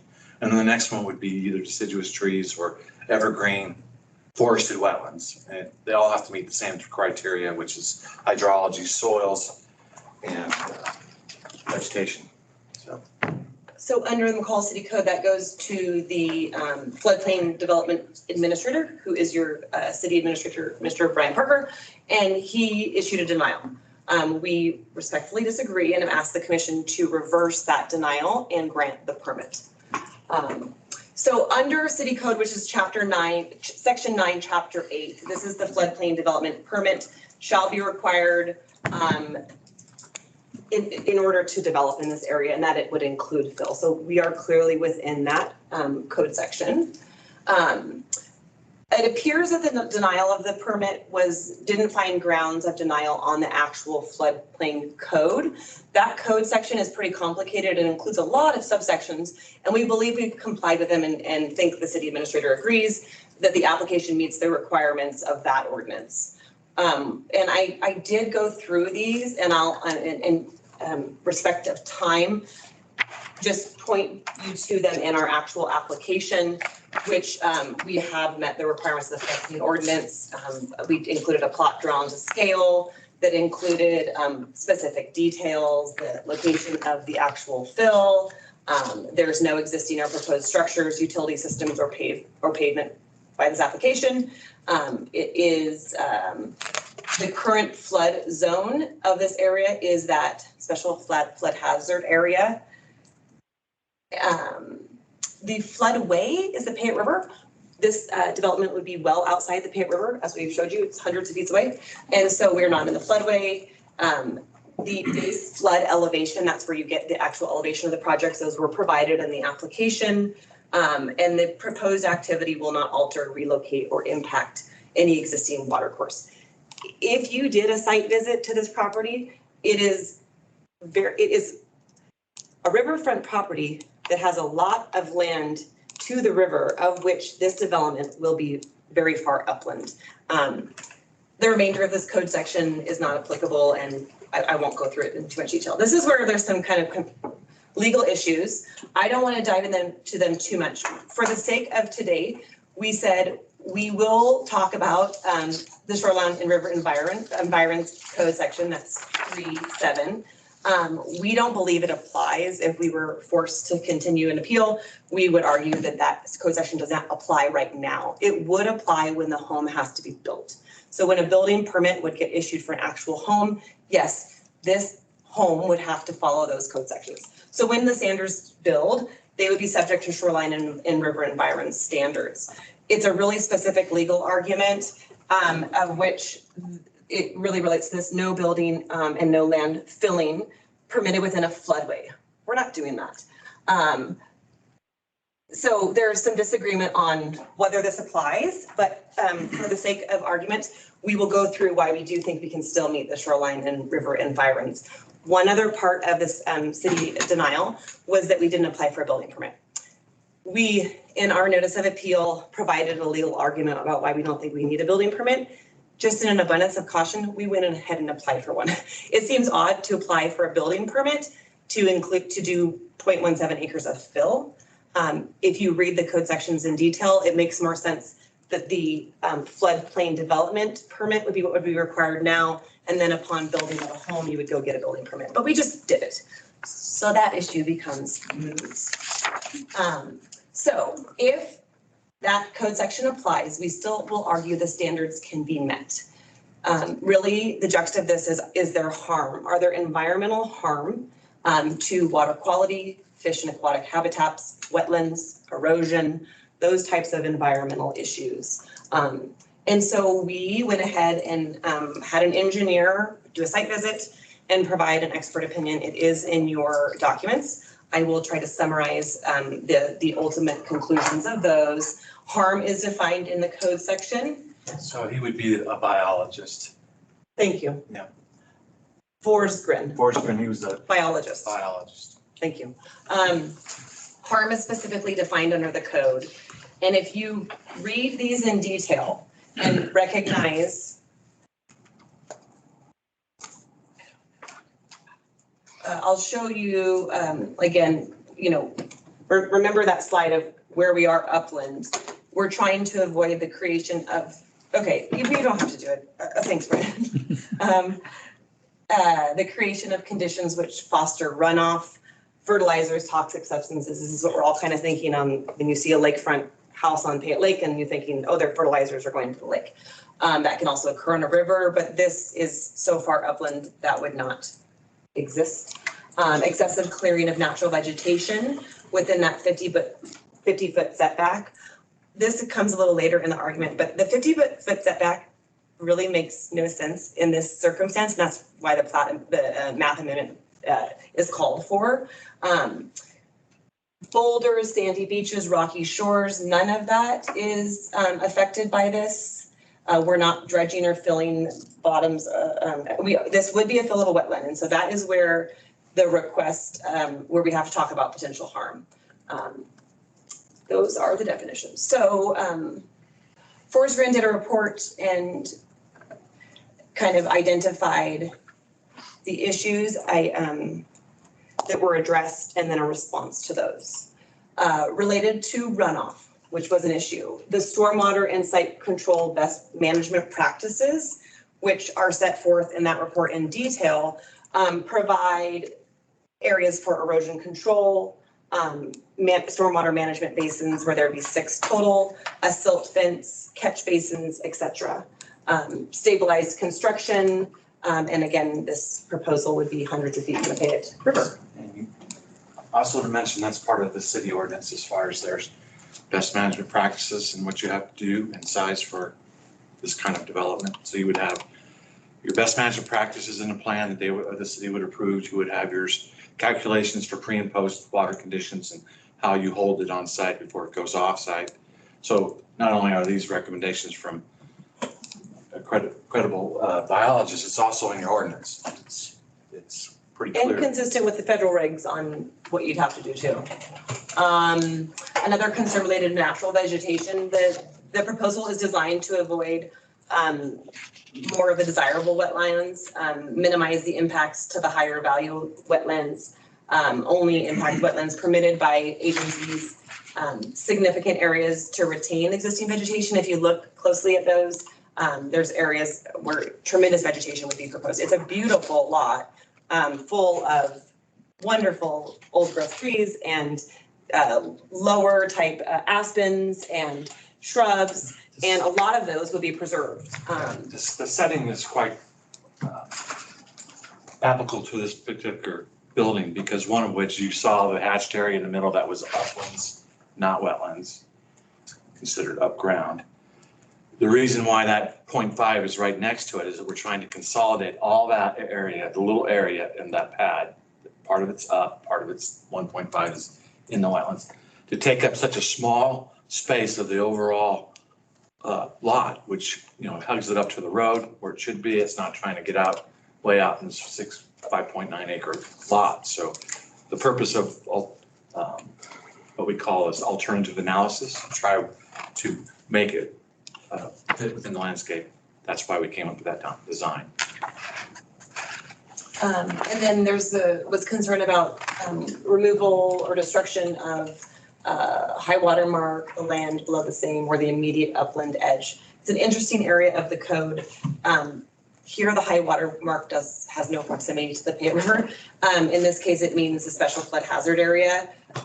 It's an arbitrary definition. It's not on the banks of the Payette River, as you can clearly see from the map.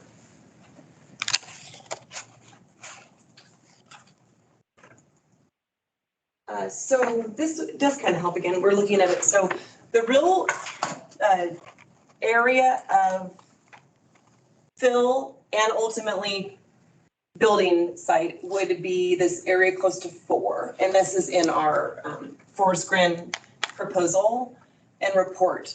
So as you can see between this area, and I think I'm getting this right, Jim, am I not, when I circle this? Like, it's right here. Well, what you have here is You circle it. you see the green here. There's a topographic lift to the property by about 1.5 feet. So that's why this is dry. And then you see this area here in the middle.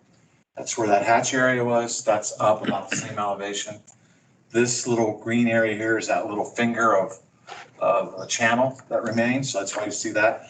And then all of this out here is, if you looked at the wetland delineation, there's a mosaic of herbaceous wetlands mostly. The larger trees, the aspens are in areas that are up, and so that's why it kind of curves around in a curvilinear way because of the way the topo, when I say topo, the ground elevation sits out there. So that dictates some of what you find when you do wetland determination. You know, sometimes you have to look at the topo and see why is it doing what it's doing, so. My point was, the area of construction is all here and up, really. It's not quite that far. It's not even that far. Yeah, it Okay. goes, see what. Well, the Forest Grant really pointed it out, but it's a pinpoint of which obviously the building site would get larger, but Yeah. the point is all the areas of wetland that would be preserved, vegetation, natural habitat. Forest Grant did address the endangered species. You can read the report, but none of those links. Monarch butterflies, when they did the site visit, there was no milkweed found. And lynx, another interesting cat-like animal that is on the list, but they're not living here because this is a neighborhood, and we all know that there were some cats in McCall City last year, but it's not an area that this project would affect those. So those are also in the report. Ultimately, the request is to reverse the administrative denial and grant the Sanders the floodplain development permit application, which in summary is really just one step of the city process. Then the owners, the Sanders, will have to work with the federal government on those actual map amendments. Awesome. What questions? Jim, did I miss anything? Okay. Okay, questions or? So, I remember right, we approved this through planning and zoning, what, 2020, a couple, 2-3 years ago? A different application was in front of you then, but that was a variance. And commissioners in some of the group did do a site visit. It was approved by P&Z and then the city denied it. Okay, so A different application. Now the actual building site would be upland more, but this specific proposal in front of you is specifically for the 0.17 fill in the special flood hazard area. So it's specifically the floodplain development permit application. Just to add, I mean, do you understand what the special floodplain hazard means as far as its relationship to like 100-year floodplain? And that's a term that's used a lot, but it doesn't quite apply to this overall thing you have. You got the floodway, which is the river itself, you know, which you would think was floodplain, but it's the river's floodway. Then you have a portion of it that is in the floodway, and then you have another portion that goes up to, and all this is percentages of chances of flooding, right? As you get closer to the area that we're talking about, it's bounded by areas that are in the category of not special hazard area, but just above it where it's like 1% chance of within 100 years happening. And the next level down from that is like 5%. And that's where we're at.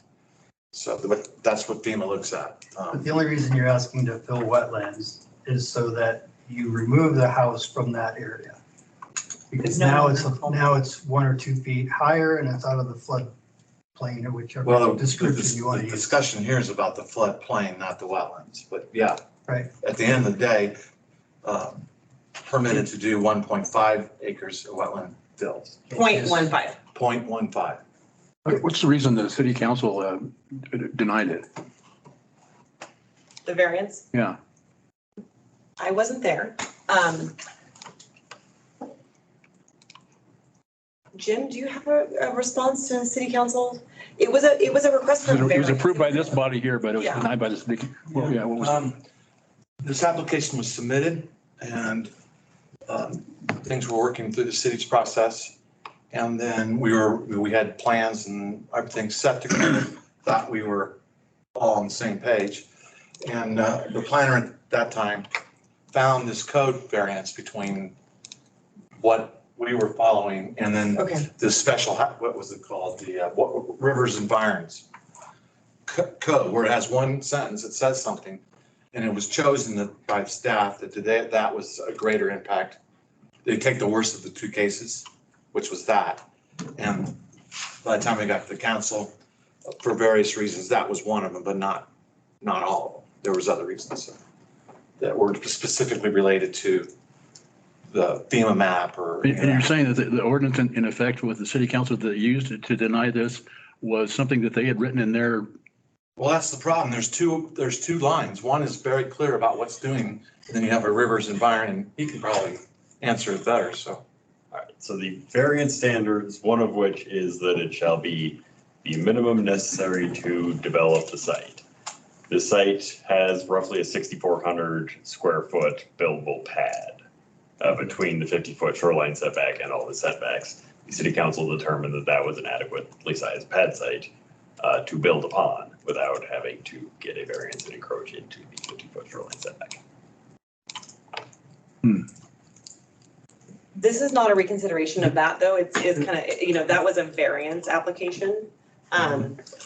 There, and I wasn't there, but what I have heard is that there was also some public comment related to environmental concerns, of which now we've hired a professional to address those. So I think there was also bigger picture political questions that I think we've adequately answered now. Yeah, because I know in the past, and obviously we're talking about this is a little bit different, but just for the commissioners know that when it was approved, part of it too, it had to go through the homeowners association. They had approval. Obviously, you're not asking for the building, anything like that at this point, but there was no conflict with the homeowners association. Like, because it is such, it is the biggest lot in the subdivision. And I mean, like I say, I've been there many, many times, not anything to do with this application, but just, you know, I worked with the developer on it, sold the property, maybe a couple of times, I can't remember. But it really is an area that it's not really to the public. It doesn't have really, I mean, yes, it's the elevation, but you're not the standing water. You can see out front or to your right, there's that little darker area. You can get some standing water there. He's got the community pathway that goes around 3 or 4 of the lots, drops down to about 21 and goes back up to between 17, 18. Is that a pathway that goes all the way through that white line, all the way through there? Yeah, that's community pathway that comes across. Okay. That's the old sheepherder bridge down below it, and it goes across to the old dump and now the riverfront part. Yeah, okay. So. It's across the river from the jump base. Yeah.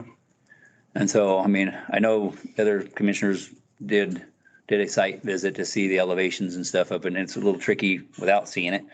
But it to me is very minimal impact, and it would not, in my opinion, be any kind of a near a flood.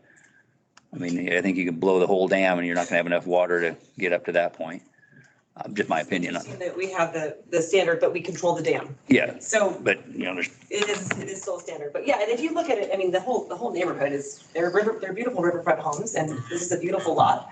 And if you look at how close other homes are to the river, this one will be much further away, just based on the size of the lot. But it doesn't sound to me like you care how close it is to the river. It's really the wetlands, and the issue with the wetlands is the big. Yeah, and The I guess big what I'm trying to thing. say, what Jim did is, part of the wetlands are, let me show you the slide that shows it. Part of the fill is not in wetlands. It's a 0.48 acres, and only 0.15 is in wetlands. Oh. Part of the fill is not in wetlands. The wetlands are, let me get to the one that shows us.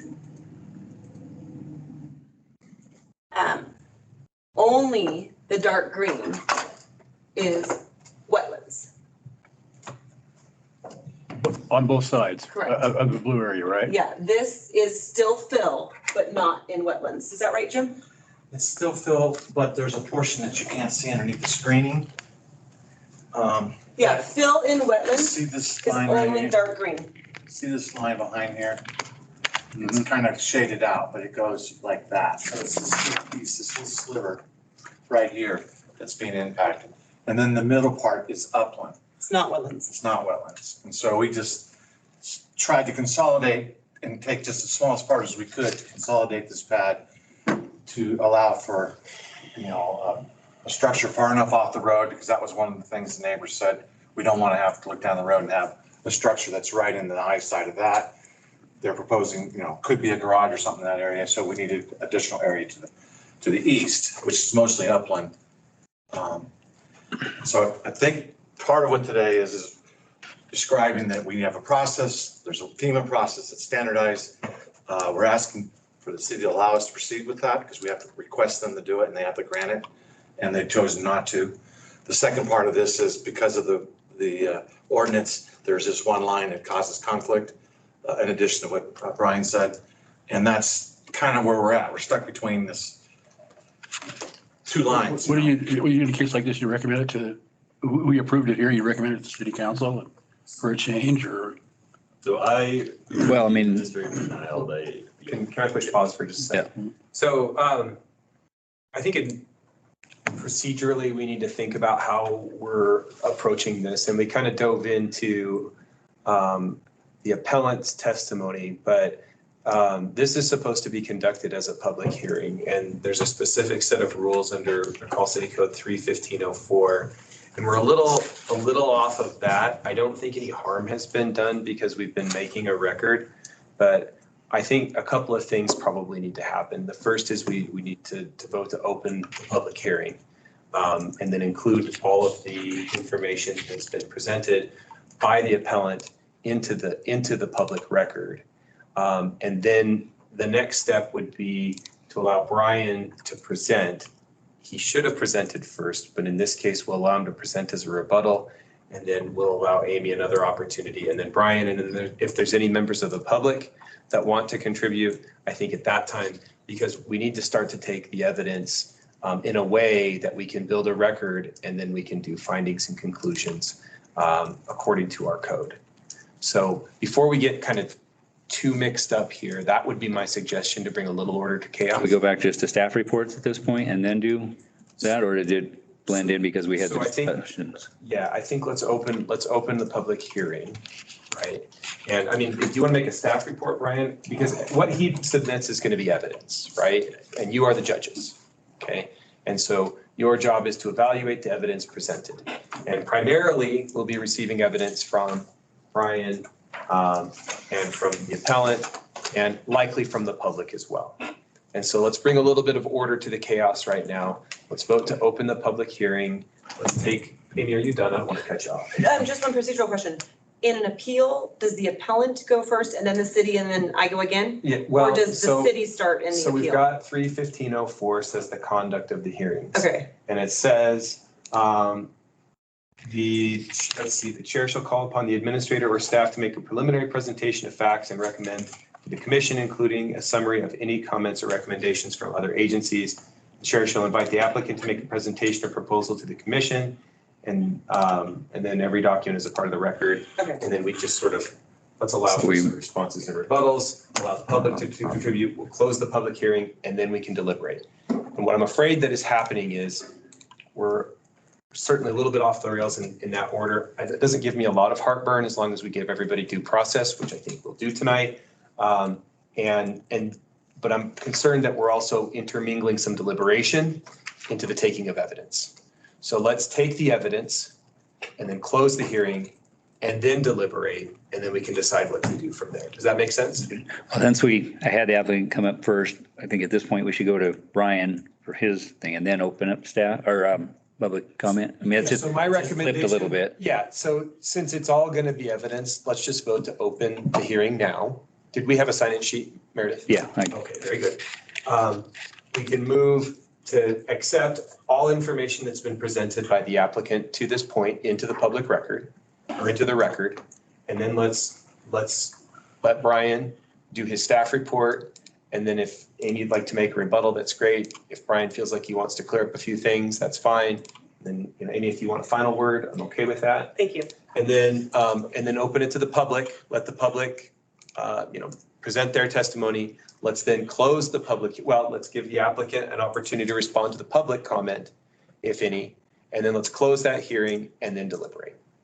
Since we didn't know that we're going to open it to the public again, and notification has not been given out. No, it hasn't. It has. It's been noticed. Okay, so at this point, I think we'll accept. If there are any more questions, I will close up my presentation. I love that. We'll get you proposal. back on rebuttal, I think, for Okay, that. perfect. Yes, we did do public notice posting at the property. The public has been notified. Thank you so much. Okay. I think kind of to get back, if we go to Brian and then Yeah, so step one, let's vote to open the public hearing and to include all information that we've received so far into the record. So if you want to just say so moved, that would be great. So moved. So moved. Second. Okay, so if we want to take a vote, Meredith? Roll call vote? Sure. Wicked. Commissioner Moss. Here. Yes. Commissioner Petty. Yes. Chairman Lyons. Yes. Commissioner Rock. Yes. Commissioner Paul. Yes. And the other two are absent. Carry on. Very good. So Mr. Okay. Chairman, I'll let you. We'll open the public hearing. Is there anybody online? Well, real quick, let's let Brian. That's what I asked before and you said you wanted to do that. Staff, well, so the code, the way the code's written is, it's all a public hearing. That's what it says. And so let's just get all of the evidence into the record, starting, we gave the applicant an opportunity. Now let's let staff have an opportunity. Applicant wants to rebut that, fine, and then open it to the Okay, public. that's fine. That's what I asked and I thought you wanted to go the other way. So, okay, Brian, staff report. Yes, thank you. This is an appeal of an administrative decision denying the issuance of a floodplain development permit to place fill within the 1% floodplain area, otherwise is known as the area of special flood hazard. The reasoning for this is our floodplain code has a abrogation clause, which is this chapter shall not in any way repeal, abrogate, impair, or remove the necessity of compliance with any other laws, ordinances, regulations, easements, covenants, or deed restrictions, etc. However, where this chapter and another conflict or overlap, whichever imposes more stringent, greater restrictions shall control. So in this case, Title 3, Chapter 7 is our shoreline ordinance that requires people to get a building permit and go through a shoreline design review process to construct within 150 feet of the area of special flood hazard, and there is a 50-foot shoreline setback from that shoreline for the area of special flood hazard.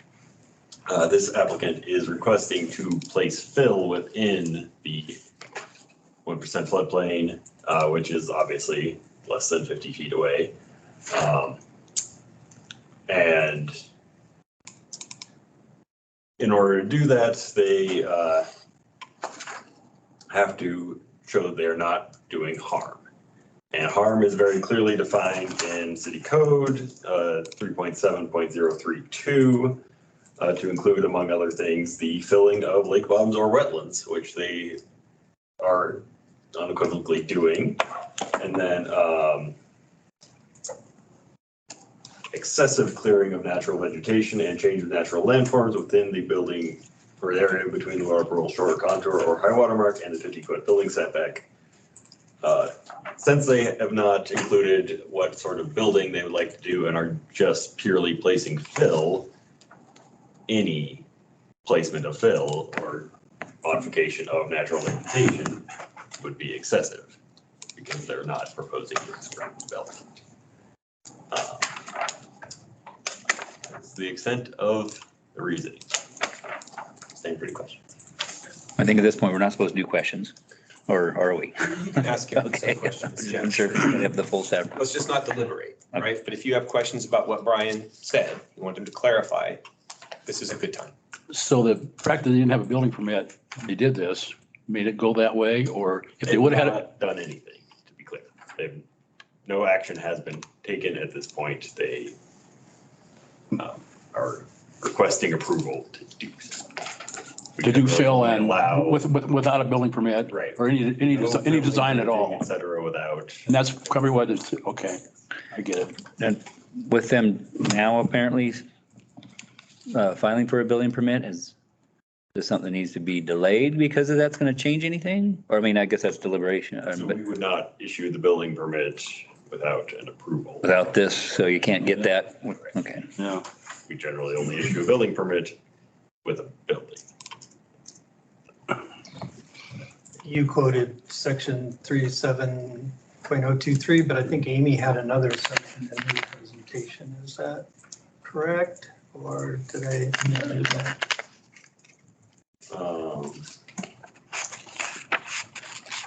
It's misreferenced in this letter. It references 3202 and 023, which is our definition section. So that should be sent. There was also reference to Bill Punkenny, city attorney. So it's, what is it, 98033, which is the floodplain regulations. So really there's two applicable bodies of ordinance here, and our ordinances say go with the more stringent. So that's what Brian's saying. I'm not going to testify here. I just want to be clear. You asked a question. Wasn't there another code section reference? I think that's it. We'll give Amy another chance to come up and she can point that out to us. That was in Bill's letter, yes? Did I have a letter that was? No. Steve. Okay. Steve Millman. Milliman's letter, maybe. January.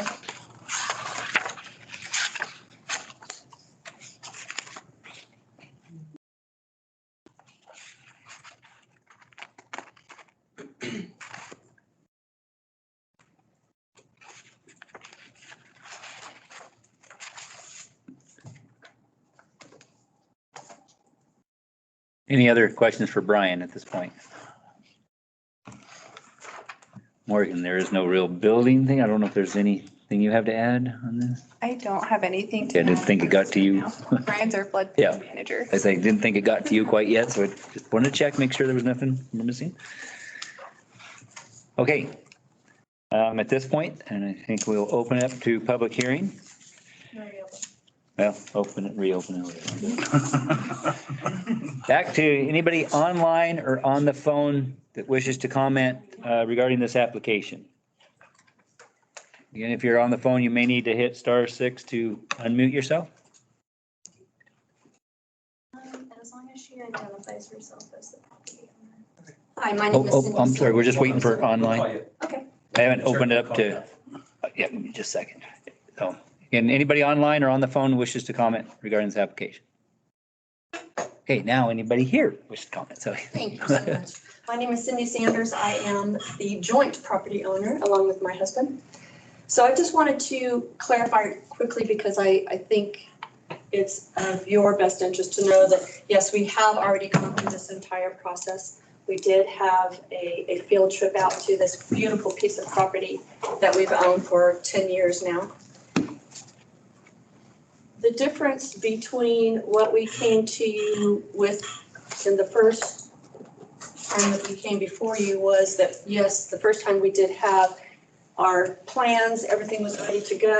We thought it was going to be a very simple process to get the approvals that we needed because we had asked for the help of city staff and it was, we were told that to go with the variance and that would be the best way to do it. So that's what we did. And it came with the full set of beautiful plans and the plans are absolutely gorgeous. We still do have those plans.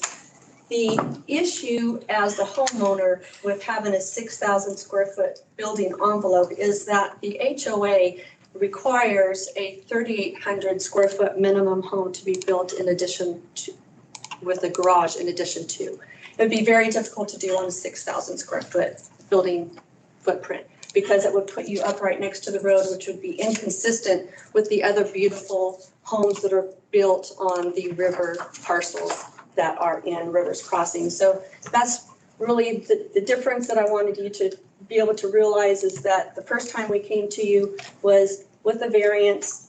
This time we're just coming, asking, we're simplifying it, saying, can we please just put the fill in as FEMA will direct us to do, and then we will come back to you with the same building plans that we have had a dream of building on this property for the last 10 years. So that's what I wanted to clarify for you today. Thank you so much for your time. I appreciate it. Thank you.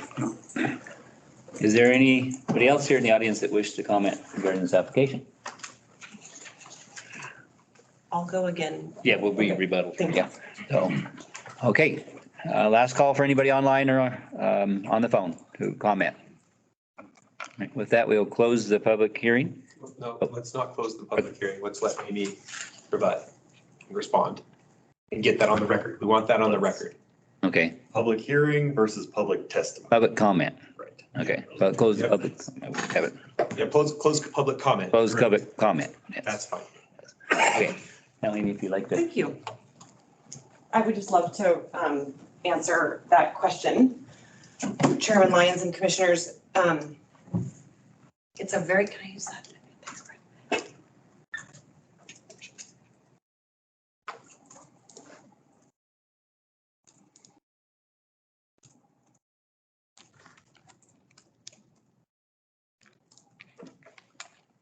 Okay, we respectfully disagree with Mr. Parker that the Shoreline and Rivers Environs Code even applies to what we're asking for today. Out of respect to him and the process, we have argued there is no harm. And I think we've done a good job of showing you that even under that code, there won't be harm.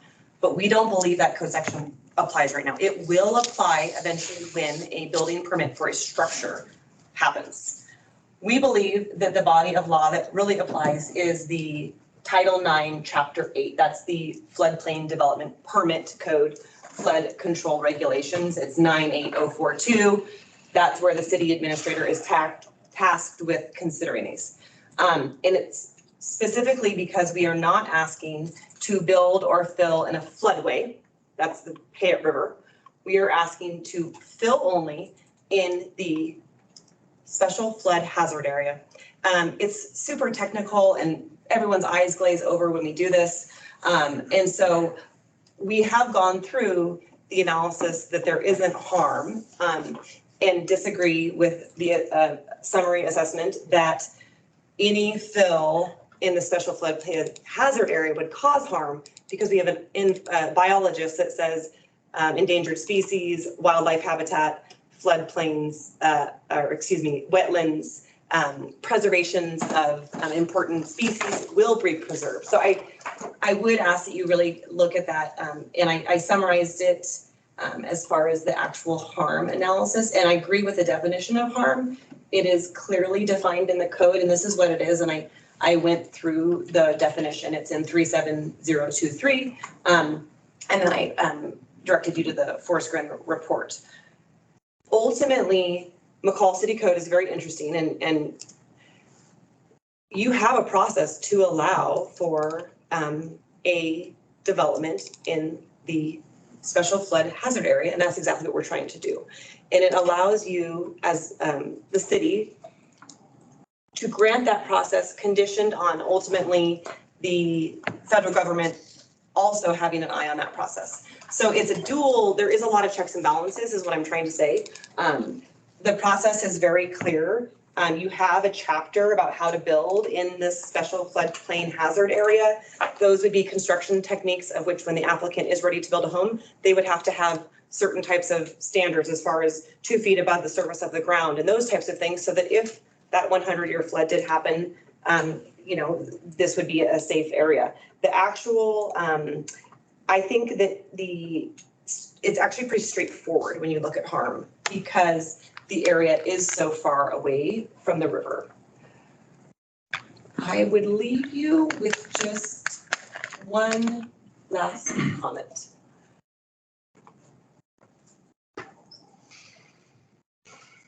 And I really appreciate what Cindy was saying. It's so great to hear from a homeowner who knows the project even more than you do. And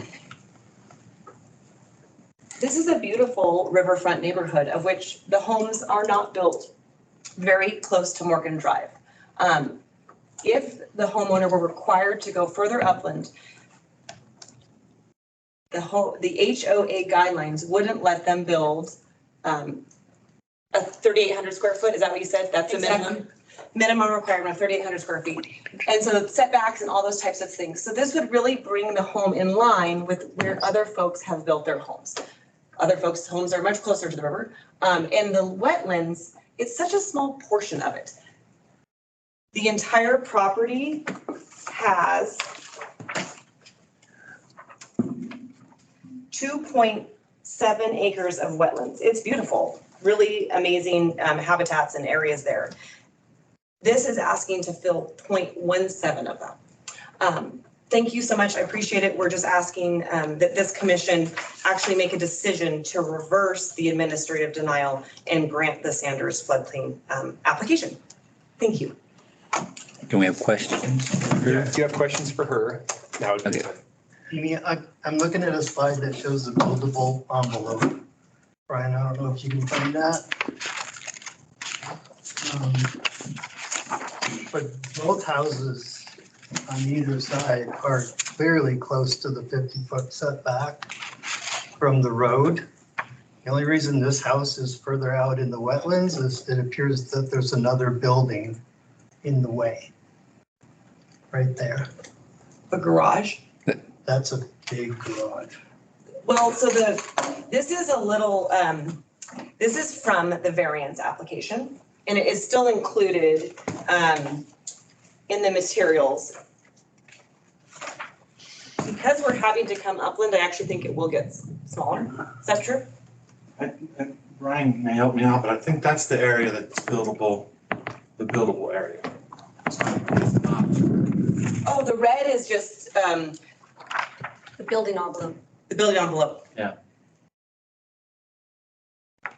Commissioner Petty, does that? Well, it just seems like if you move the house to the west, you won't have to fill any wetlands. This is the spot that it could occur, is only in the red buildable envelope right there. So that whole house that's delineated there isn't really a plan. It is, well, it is in this request, including in the map amendment.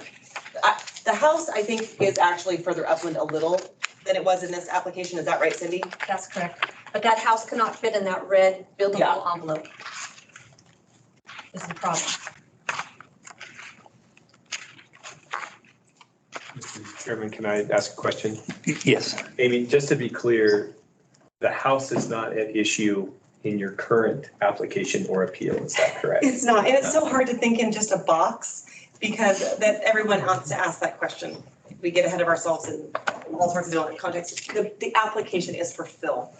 So this is included here, but the area of fill is 0.15 acres. And it's really best depicted in the application right there. So that is the application in front of you, is fill. Can I ask, go ahead. Yeah, so this is evidence that's being presented, but now we're being told it's not. You just don't get to decide it today. Well, sure, the evidence is in the record, but they're not asking to build the house today. Right. They're asking to fill. But what's gonna happen, they're Sure. gonna fill and then they're gonna get a building permit. Valid question, where is this going, right? Totally valid question. And they can't get a building permit. However, unless they fill. not a basis really to either approve or deny the appeal. Okay. It, like what they're going to build on it besides the fill. So your question is, Fill. yeah, what is the standard that applies to putting a fill? I don't even want to use the term dirt. We'll just use the term fill in the cross-hatched area. Green area. Right. Well, don't they have to go to the federal government after this and have it approved by the federal government also? Yes. The same process. Probably, but. And what's the likelihood of that happening? Good, bad? We believe it's good. We had, I'll respond to that question, or Jim can. This is dragged on for lots of different reasons. But the federal government issued a conditional letter of map amendment. Am I saying it right? Are you talking about FEMA? Yes. Conditional, yeah. Yeah, and so what I tried to describe this process early on.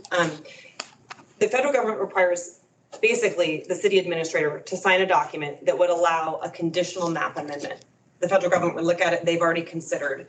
And in fact, the federal government, the permit from the Army Corps of Engineer, which is considered under Section 404 of the Clean Water Act, is to place fill in 0.15 acres.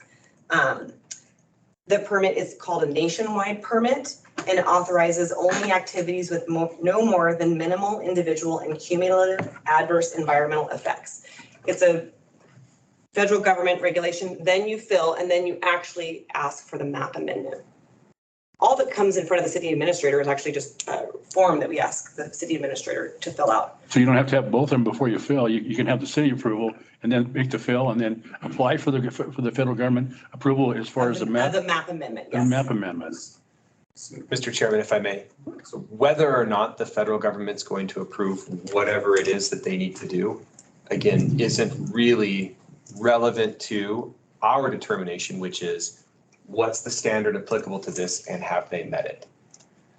And so, my question to Amy would be, Amy, is this a wetland? Yes, Okay. What permitting is required from the city? just the floodplain development permit. Your code section specifically says to fill in a wetland, this is what you have to apply for. And I pointed it out. There's two things. There's the FEMA fill. Just Yeah. 1% at a time. You can. I'm sorry. Yeah, no I problem. totally understand. The record gets really confused. Your city But- code asks for a floodplain development permit. That is all codified only in one section of the city code. That is Title 9, Chapter 8, floodplain development permit. Okay, and what's the standard for granting that? That's the question for you. And is there other permitting requirements? So Amy said maybe there's not a building permit required, so I'd ask her, okay, do you need a building permit? No, but we applied for one. Okay. And so they've applied for a building permit. They're also applying for this permit within the floodplain. And so the question for you is, under our ordinances, can we allow it? And that's the information that we need. So we'll deliberate that in a minute, but I just want to kind of keep us focused on what we're really doing here. So. In my, This is- oh, Am I sorry. able to ask a question? Is this Dana? Yes. I wanted to ask Brian if he were able to pull up the ordinance he was referencing earlier. I'm quite a visual person. I would love to just see what he was referring to at that point.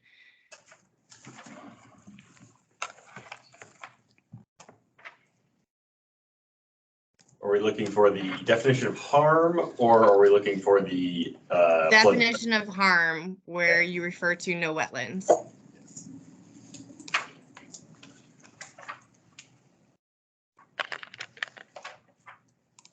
I don't know if we're supposed to have a whole lot of back and forth. That's what I was just wondering. No, so not a question to Brian. Let's just have questions for Amy.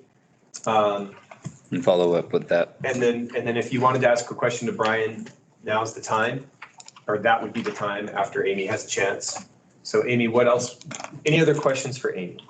So I want to just answer the one that Commissioner Moss seemed to ask, which was this,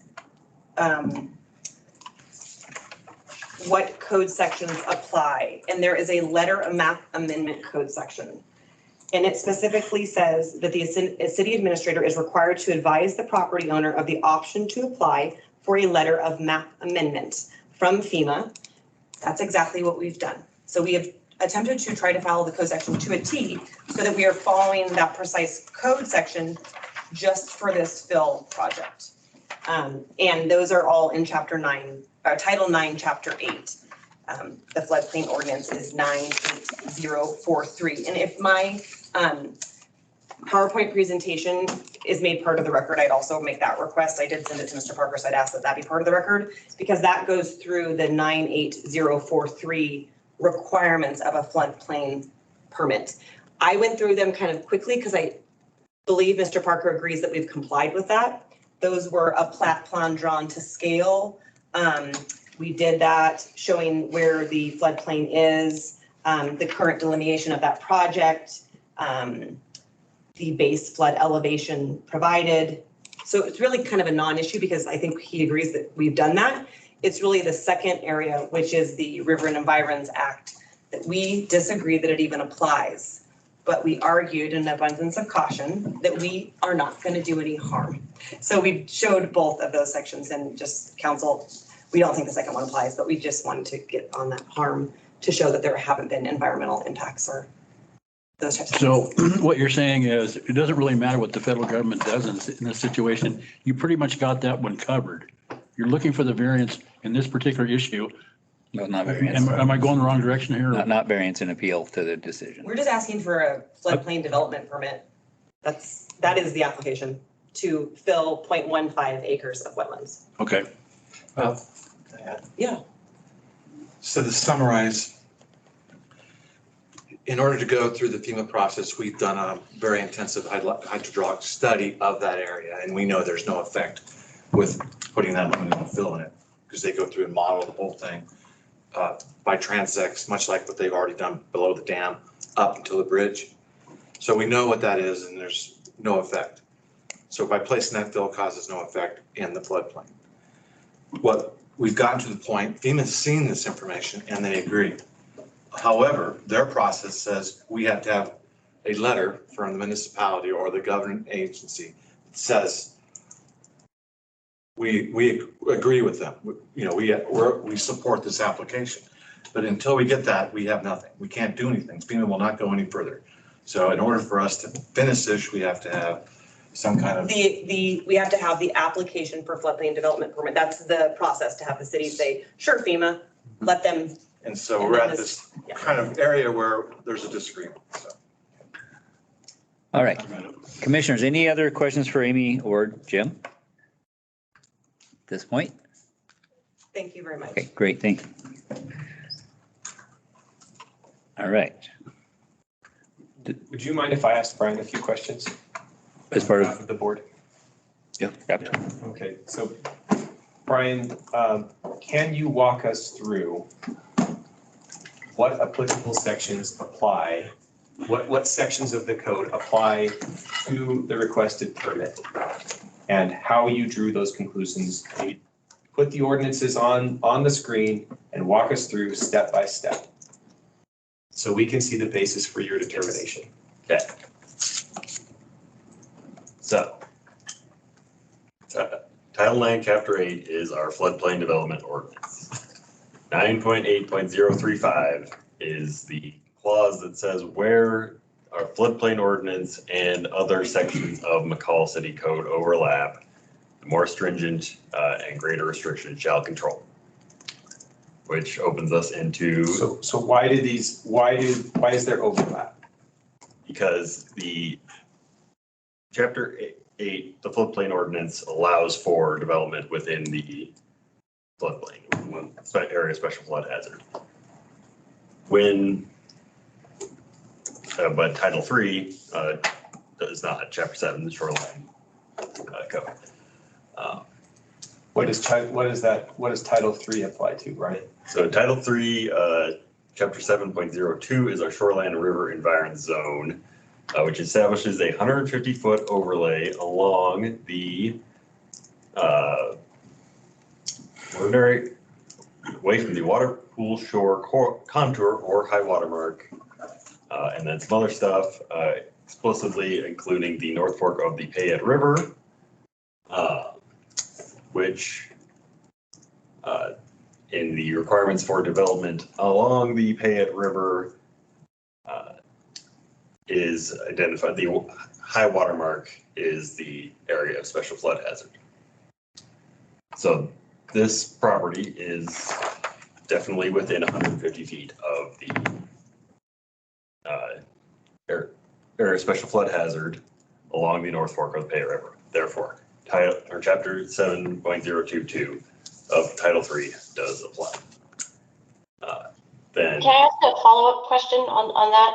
So understand that Title 3 applies to building. Does it apply to filling? Is filling building? Yes, and 3.8.02G specifically states that a building permit is required. Until a valid building permit has been issued by the city of McCall, no construction work, including grading, blasting, filling, trenching, tree removal, etc., may be started except as permitted within section 3.8.03 of this chapter, which is regarding timber harvesting. So the building permit is required. Wouldn't that be almost a conflict, because they'll never give you an opportunity, because you can't get a building permit in this area without the fill.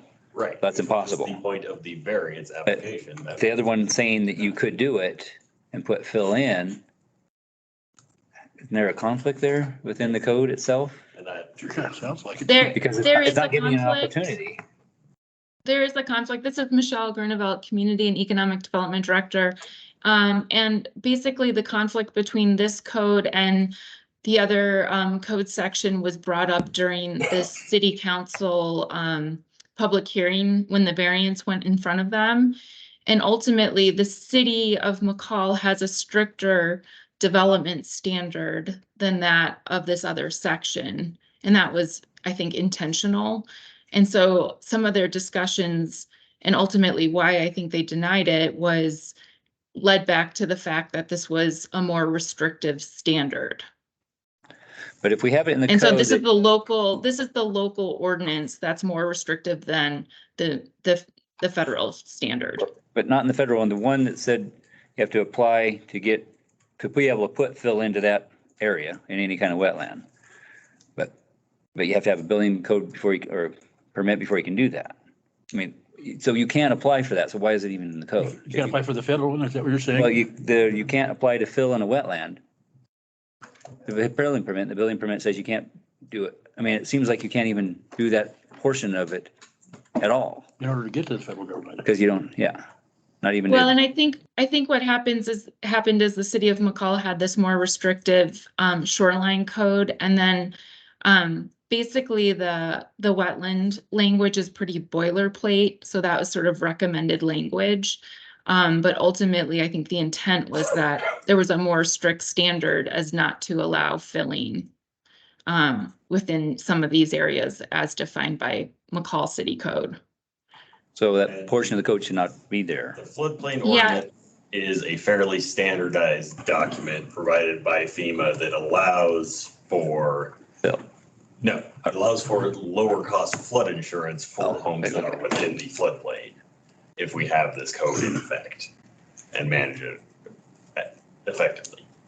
So there is a lot of language that may or may not apply. And again, in the case where there is a more stringent standard in the local code, which is Title III, that one shall apply.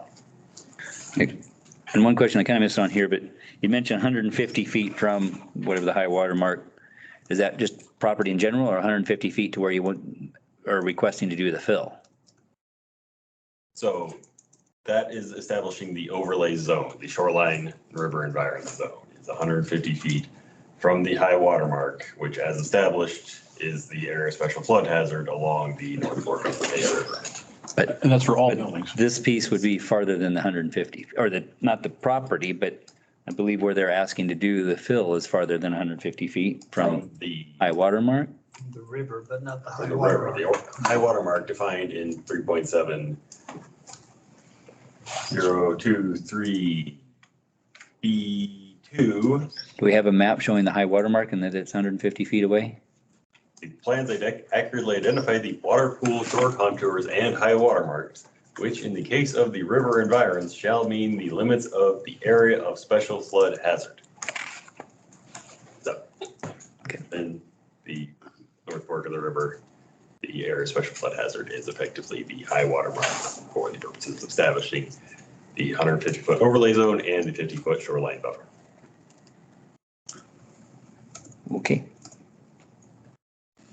So, Brian, can you explain why you found that there would be harm and show us in the ordinances? Yes. In 3.7023 C1, there is a prohibition on construction, alteration, or activity shall cause harm to water quality, fish, aquatic habitats, wetlands, significant wildlife habitat, harboring, and any threatened and endangered species, views of, from, or across the Lincoln River. Wetlands. And then the definition of harm in subsection 2 of the same code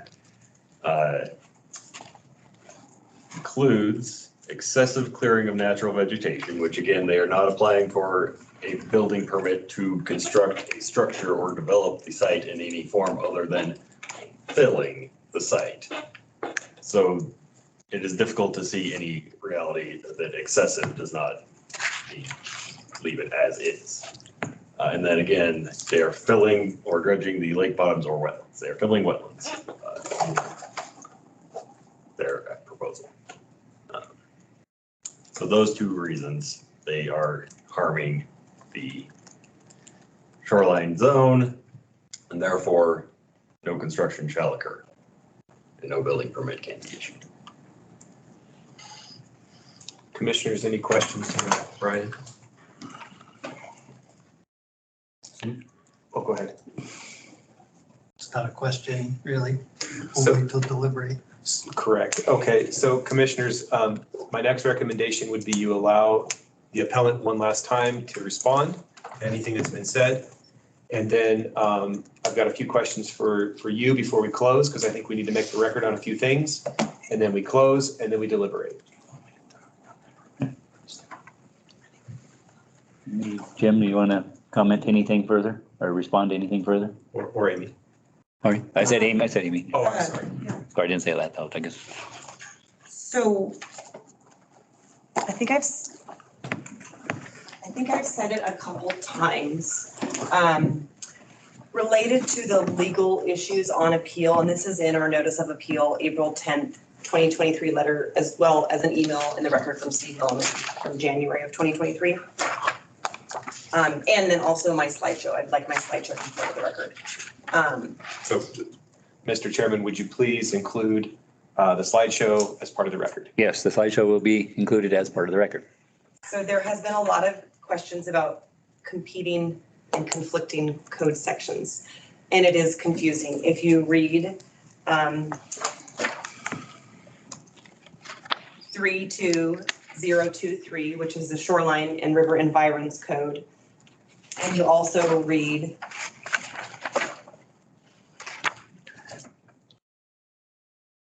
All right, that's 023. Yeah, and then in my application, the other, which is Title 9, Chapter 8, you're reading two code sections, and then you also have to consider building permits. I think Chairman Lyons summarized it. This does seem very confusing, and it is.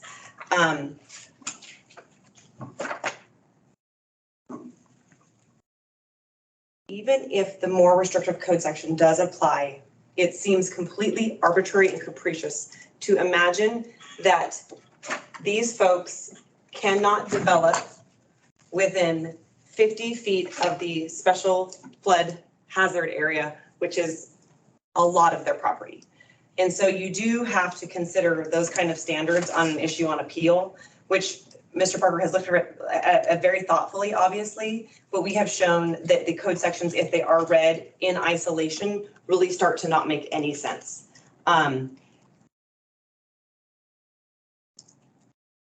They will eventually have to comply with the River and Shore Environs Code related to building of a house.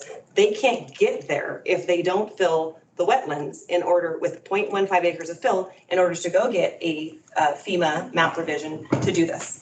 And so that's kind of the whole point. I would ask you all to refer, and the record will reflect our notice of appeal, and as well as the presentation. And thanks so much. Okay, so if there's no more questions, I do have a couple of questions for the board. Okay, so I want to make a record really quickly because I think there was some confusion about whether anybody had made any site visits to this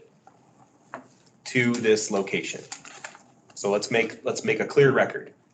Has anybody made any site visits to this location, to the property, subject property? No. So, no. Nope. I have been there many times prior to the ownership of the applicant, well prior to the application. I represented the overall project. How many years has it been? Well, let's see, like 5. Okay, so nothing in relationship Nothing to the current appeal? No, nothing. Okay. Or no. And as a secondary matter, does anyone have a pecuniary interest or any member of their family or any of their business partners in this property or the development of this property or the neighborhood in general? Nope. No. No, I'm no longer representing within any of the properties currently or the development. Very good. So on that basis, I don't think there's any conflict of interest, and I don't think that there's been any ex parte gathering of facts. And so I think we've got a clean record. So now I think it's time to close the hearing and enter into deliberations. Okay, we will close public hearing. Commissioners, discussion, deliberation, and all that fun stuff. So let's vote to close the hearing. Oh, we usually just close it. Let's do a full motion and roll call, because that's how we opened it, please. Make a motion to close the Public hearing. Oh, let's go ahead. public With hearing. no more enthusiasm than Meredith just had. Okay, Meredith, let's close. All in favor, well, motion, Tony, All in favor? you make them. Second, I second the motion Okay. that Meredith had and you. All in favor of closing the public hearing? Yes. Yes. Aye. Yes. Aye. All right, hearing no opposition. Public hearing is closed for this item. Somehow. Oh. Okay, now discussion, deliberations. Well, I think the city administrative staff has established that filling requires a building permit in these contexts. And to get that building permit, it must do no harm. Harm is defined as filling wetlands. So I think with all of that, it is, I agree with the city's decision to deny the application. Liz always summarizes it so well. I completely agree with that. So if you can't fill and the city requires that any type of fill is not acceptable, how do you get to step B? How do you get to the part where if the government says you can't, we can't do anything for you until you actually do this fill, or the city says it's okay to do the fill? Where does it can't go any farther than the city of McCall then right now, correct? Well, also, I think it goes back to our codes, correct? Like we Well- have to take a close look at our codes, but they're written as is right now and we have to abide by that. But also, I believe there's an option, and correct me if I'm wrong, but there's ways to move wetlands. If you fill one area, but you create a wetland in another area to compensate. And I believe that was done when they did the road, the connector, and actually moved some wetlands to a city property just below Rivers Crossing, right along the rivers. They kind of transferred wetlands. So I don't know if that would maybe be compromise, because I'm pretty sure that is an option. I'm almost certain it is. I don't know the full steps, but it might be a way to do it. And then I'd like to also say, I mean, they've had the biologists, they've had professionals in this realm that we are not, that have studied the property and really said it's not causing harm. So there's kind of a conflict of what harm would be. We got somebody that's what they do and they say there's not harm. But I mean, I'd kind of look at if it's such a small piece of wetland, maybe as a compromise, they create additional wetland area somewhere else on the property if possible. I think that could be something that the applicant could pursue in the future, but based on what is in front of us right now, as the application is submitted and as the appeal is reviewed, like based on what we have right now, I think we have to say no. You didn't know you could do that, Robert. I mean, why hasn't that come up before? Moving wetland. We just haven't had really any properties that it ever applied to. Applied, but I think when they did that road, there was some trade off, because I know I've talked with an owner. I've heard of it anyway. before, That as long as you're moving it basically, so you're not just getting rid of it. But right, like you say, it's not part of this application, but something in the future. But My experience on Parks and Rec with dedicated recreation lands is it never is one for one. But I believe Liz is, I mean, whether the code is contradictory to itself, it's pretty clear what harm is in our code. And I know there are many levels of harm, but it's pretty clear it's filling a wetland. So I think that staff has hit it on the head for what this one is today.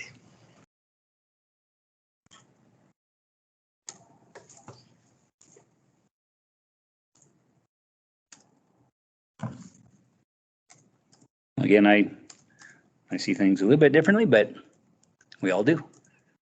So unless there's any further discussion or deliberation, I'm open for a motion.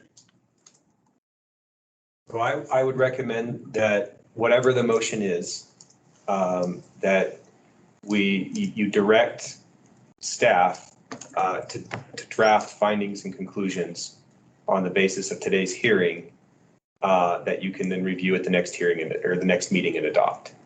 Because this isn't a today thing, it's got to be the next meeting, because we did take evidence, and so we did deliberate, and now we should issue some findings and conclusions to justify whatever conclusion you want to draw. And so what I would suggest is someone make a motion to direct staff to draft findings and conclusions, either let's see, granting the appeal and or upholding staff's decision. Go Liz. I move to direct staff to develop findings and conclusions in support of sustaining staff's denial. I second. All right, we have a motion and a second. Meredith, we do a roll call vote?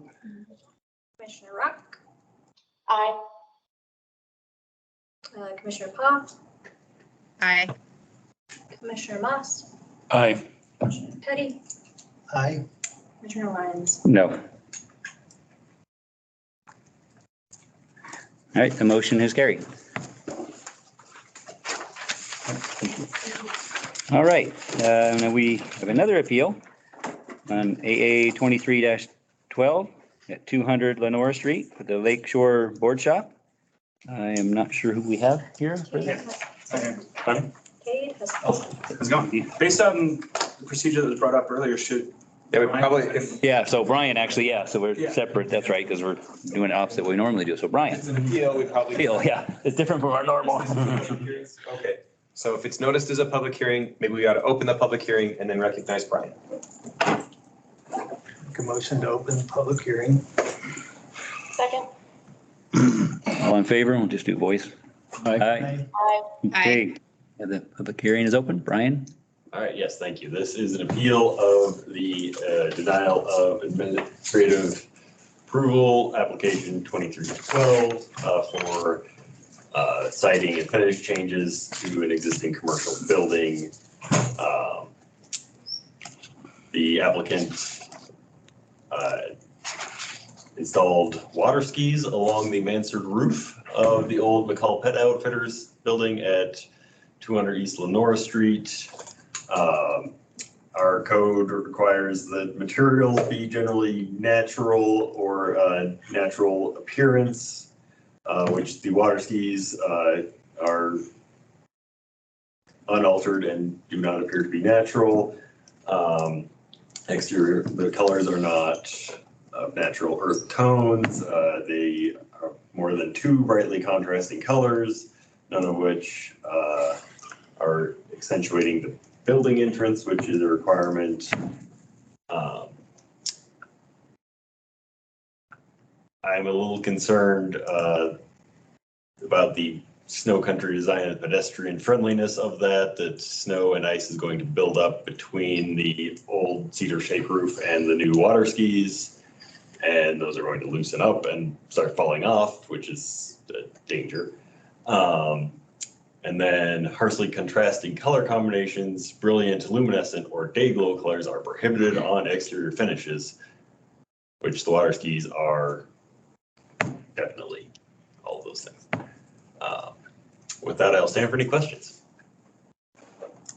The water skis all around the building or just on the shit? They're on, the building is the corner of First Street and Lenora, and it is along the entire frontage of the roof line. If you look back in here, sorry to interrupt, if you look back, there's a picture of it that covers it. Were they required to apply for a permit before they started? They should have gotten design review approval prior to doing so. The building official did not. Near the back. Well, Yeah, it's not a structural element. Before it. Necessarily required. Here. That up on the.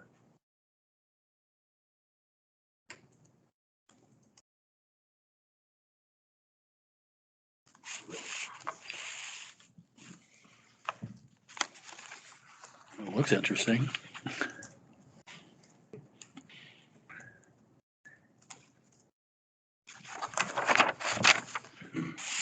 Okay. And I believe with an appeal, we go to the applicant? Yeah, if there's no further Are there any questions. other- Brian. Yeah, any other further questions for Brian? It's pretty clear where it is and what it is. Okay. All right.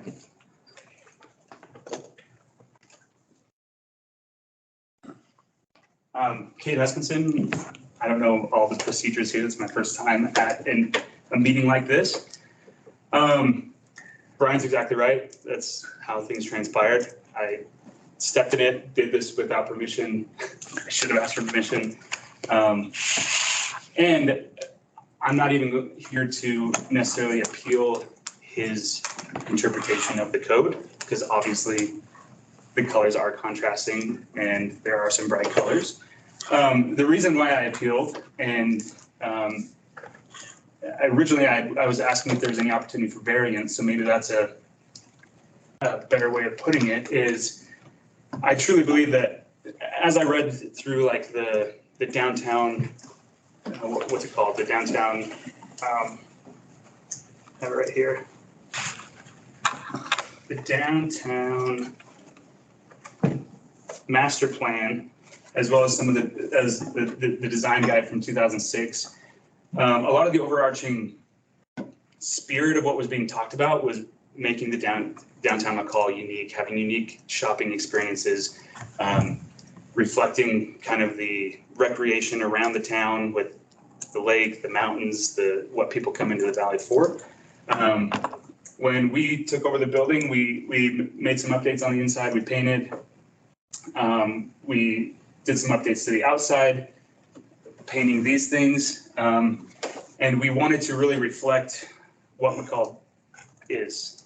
So almost everything in my store says McCall. We sell sweatshirts, we sell shirts, we sell water bottles that say McCall, Idaho. It's very touristy. And one idea we had when we saw the roof was, man, it'd be cool with a bunch of water skis up there. So we obviously got a bunch of water skis. We put them up there. Those are mounted on, so they're not mounted directly to the roof. They're actually mounted to some support beams that we put around the building, and those are resting on top of these glue lambs. So all the weight of the skis, everything is supported on those glue lambs. The skis are screwed in straight into those treated 2x6s. And really, I think it looks cool. I think it adds to the character of downtown McCall. I've heard that from countless people that have come by the store. As we were setting it up and putting it on the roof, we had people, obviously people were turning around because of construction there on First, so they would drive into the parking lot and then turn back around. And as they would drive by, everyone was looking up. We had people stopping and saying, that looks so cool. I've had people say, you know, this feels like McCall. And the response has been overwhelmingly positive from the general public, especially from tourists that see McCall as a recreational destination. So I don't know if, I'm not here to, like I said, I'm not here to dispute Brian's interpretation of the code. I think he interpreted it correctly. My question for the commission is there an opportunity for a variance for something like this that speaks to the heart of McCall as a recreational park and a recreational destination? So that's about it. I don't know what I could add to that. Well, I mean, should we kind of try to answer that or go? I mean, if you have an answer for that. I mean, Brian, is there a section in the code? If, I mean, obviously, based on all the items, this doesn't fit almost anything. But beyond that, is there an application for a variance or, I mean, is there some other? Are variance standards and a process for applying for a variance. generally speaking, they are not applicable to this case. It is typically for purposes of some unusual constraint to the property, be it topographic or hardship. yeah, that would otherwise make the property unbuildable. And then you can grant variance to allow for building. What if you put the name of your business on these skis? I'm working on a sign. Yeah. So there is a sign that goes over. There will be a sign. What I propose is a sign between here where the old pet store had their sign.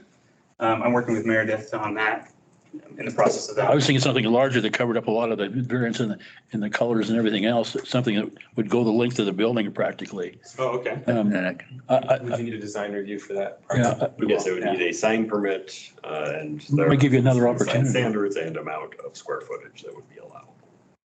So the square footage is never going to cover all the skis. Yeah, I don't. No. Compared to most of the sign permits, it can speak to. Yeah, no, I wouldn't be able to do that. Just a thought.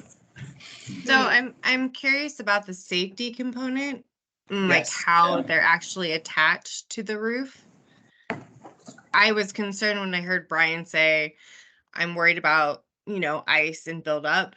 Because I hadn't thought about that. I work right down the street from this. So do you think that there's a safety issue here? Are you speaking to me? I think that you're the person I'm speaking to. Okay. So we have heard from, I don't want to phrase this. So I've spoken to some of the previous tenants of the Huckleberry building. They said that one of the issues with this roof in particular without the skis was that those shingles would grab onto the snow and it would build up and then slough off all at once. And they said it was a real concern. And we feel that because of the skis are a slicker material, the snow will slough off much easier. The tips are also at the bottom, so it'll help slough off the sidewalk a little bit more. And it won't build up as much to cause many issues. The skis are a very slick material. The other thing is the plan is to run, if I can keep the skis, the plan is to run heat tape through that to help mitigate snow buildup on the roof, because that is a real concern and I don't want any issues with that. The way that this was applied is, so we have some pretty deep screws going through the support beams that are resting on those glue lambs. And then each ski has about 4 screws in it, adhering it to those beams. So I'm not too concerned with buildup popping any skis off. I think the real question would be buildup of snow and then the snow sloughing off onto the sidewalk or onto passersby. But I've addressed that with, we think that the material is slick enough that there won't be much buildup of snow and ice, and we'll be applying heat tape or, some sort of mitigation there. So was a design review submitted to the city? Yes, after they were built. Yeah. Okay, after they were installed and it was denied? Correct. Okay. Yep.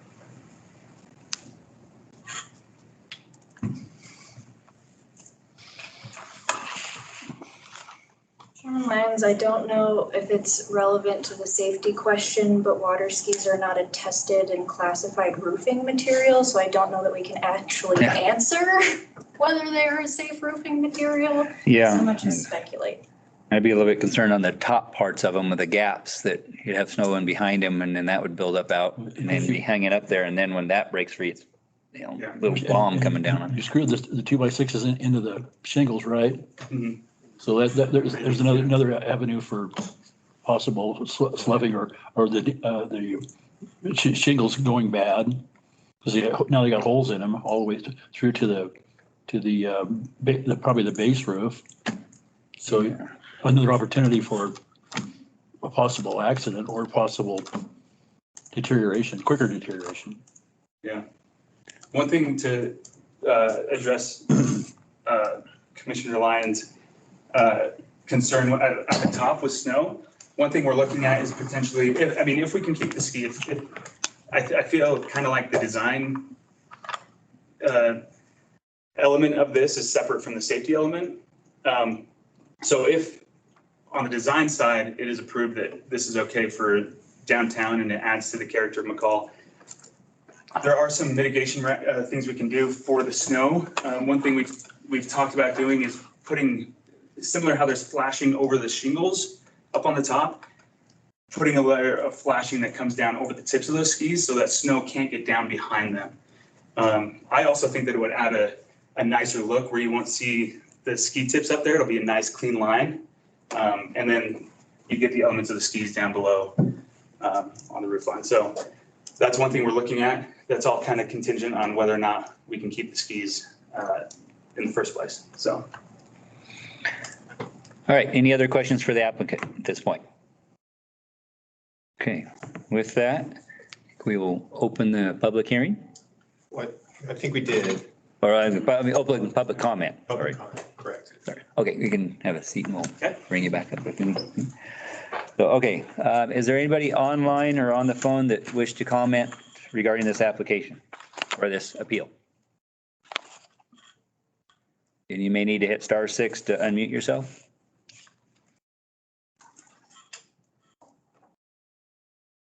And is there anybody here who wants to comment?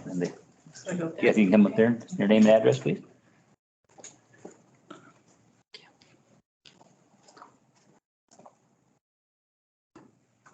My name is Judith O'Flaherty. My permanent address is 10264 West Snow Wolf Drive in Star. But I own the home with my husband at 126 East Park, so I can see this from my front porch. I can see it out my kitchen window, and I can see it out my living room window. I don't have any experience with the city codes. We just bought our home last year or earlier this year. This is my first meeting here. I appreciate what all of you do. I also have no rooftop or materials experience. But I do have respect for the law and code. But I just wanted to support his appeal on the visual. I love it. And I think natural is a subjective word. Nature isn't brown. Look at the sky in the colors there. You have the vibrant pinks and green. I have a neon green pillow on my front porch because it matches the neon green flowering plants that grow in my front yard. So I think, if it's as far as aesthetics, for me, looking at it daily, I support his appeal. Thank you. All right, is there any? I don't know him, by the way. Oh, okay. Is there anybody else online or on the phone that would wish to comment regarding this this appeal? The usual suspects. Anybody? All right, with that, we will close the public comment. I know there was some that were written in the packet. We do have those. Okay, so that's something you guys have on there. Yes. Okay. So we'll have that within our. Let's take notice of all submitted written materials. Yes, all materials that have been submitted will be part of the evidence. There was various letters from a variety of people. All right, with that discussion. Close the hearing. Or, I know, it's hard. This is not what we usually do. okay. Close the public hearing. I guess I have to make a motion to close the public hearing. Make a motion to close the public hearing. Second. All in favor of closing the public hearing? Aye. Aye. All opposed? The public hearing for this is closed. Discussion. I hate that there's no way I see a path for this in our code. Because I love it personally. I think it's fantastic. But going back to previous arguments like that we've made countless times with sign approvals and stuff for consistency, there's just no path in the code to say that this is okay. Weirdly, I agree with Liz again. I'm also concerned about the maintenance of this and what it would look like a couple years down the road and what the plan might be for that. I agree with Liz too. I think it's neat. I think it looks kind of cool, but I think it's a maintenance situation that he's going to be frustrated with for quite a while, for years coming. This way that's put together, even with the changes that he suggested. And I don't see a path, just like the other two ladies said, for this to work. Yeah. And if we open up that, it's, for approval of that variety of colors, then it's gonna hit everywhere else's. The color thing is I a mean, real issue. I mean, I think even if they were all one color, it would still be tricky. I don't think you could do that. Yeah. So, I mean, like I say, it's cool, it fits, but I don't see a way with the multiple colors and everything else. And I'd still be concerned with some buildup coming off that roof that quick if it broke free. I mean, obviously we have roofs around, but I just don't know of any other way to do it.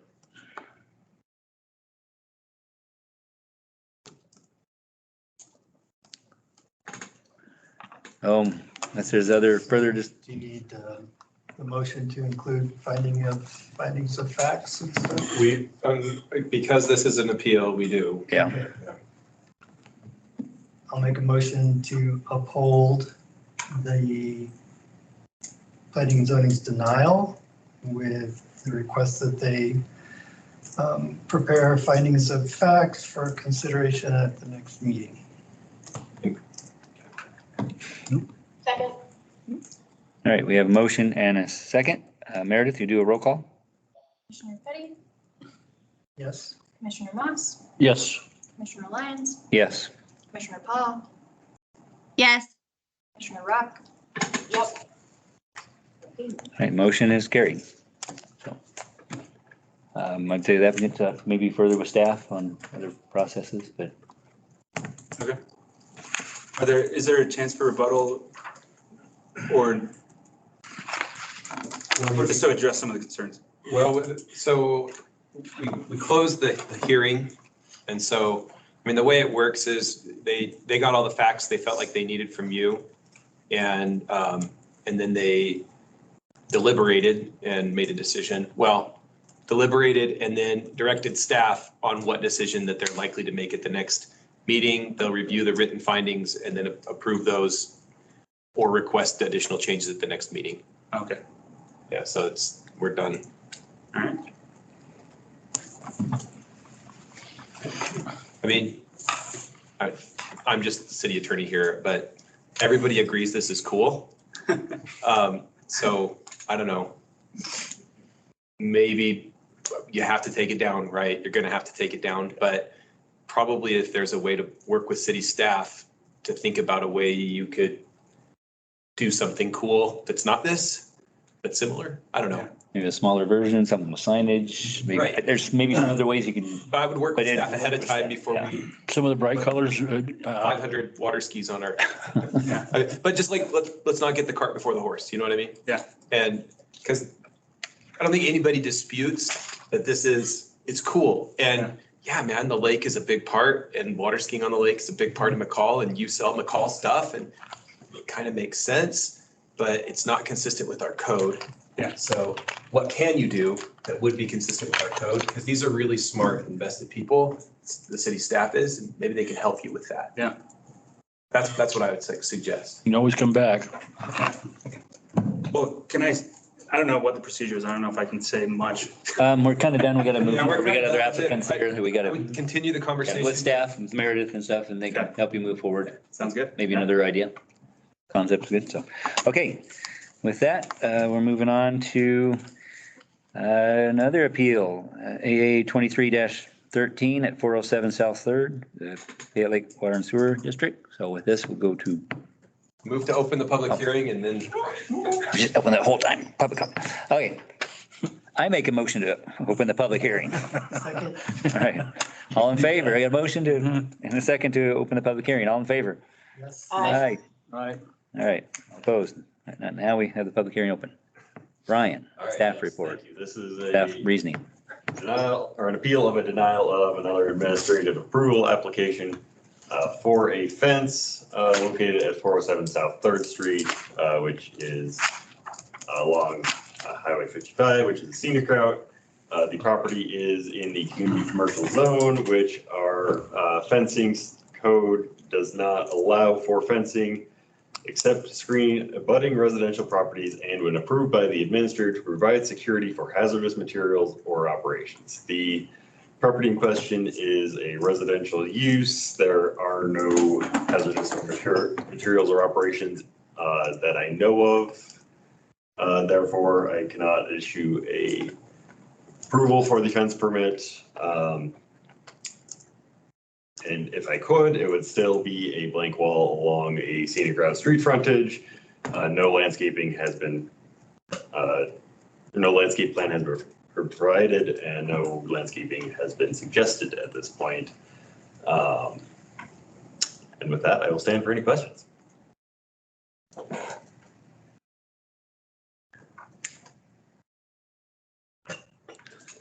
Is there any questions for Brian? Yeah, just why is the business applying for a fence permit for residents? I'm not sure I understand. I will let the applicant speak to that. All right. Okay. We'll get you in just a second. Just trying to think. So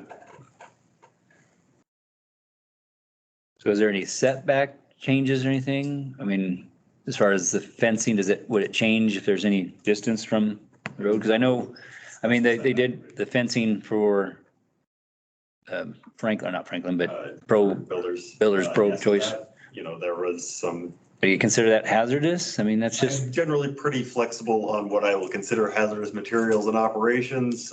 If the applicant is willing to work with me to do adequate landscaping and site design and make the fence look better and so on. We have not gotten any of that of this applicant. Okay, so potentially if there was some buffer, that's something would potentially, it was more information you needed. Willing to be flexible with applicants if they're willing to be flexible with me. Okay. And so mainly the reason for denial is just the front yard, the side one is not really an issue in this? Or is it just, or the whole fence is part of it or just the front? The application is for the fence in the front yard. I don't. Well, they got the one picture here that goes, kind of wraps around it, so. Yeah, so it wraps around the side. Fencing in general is not allowed in this zone for this particular use. And they haven't shown that there are secure hazardous materials or anything like that. Beyond that point, Does anything change with the height? Or does that matter? It would improve the aesthetics, but again, it's still not. Still the fence period, okay. Commissioners, any other questions for Brian? Okay, with that, we'll have Jeff, if you want to come up.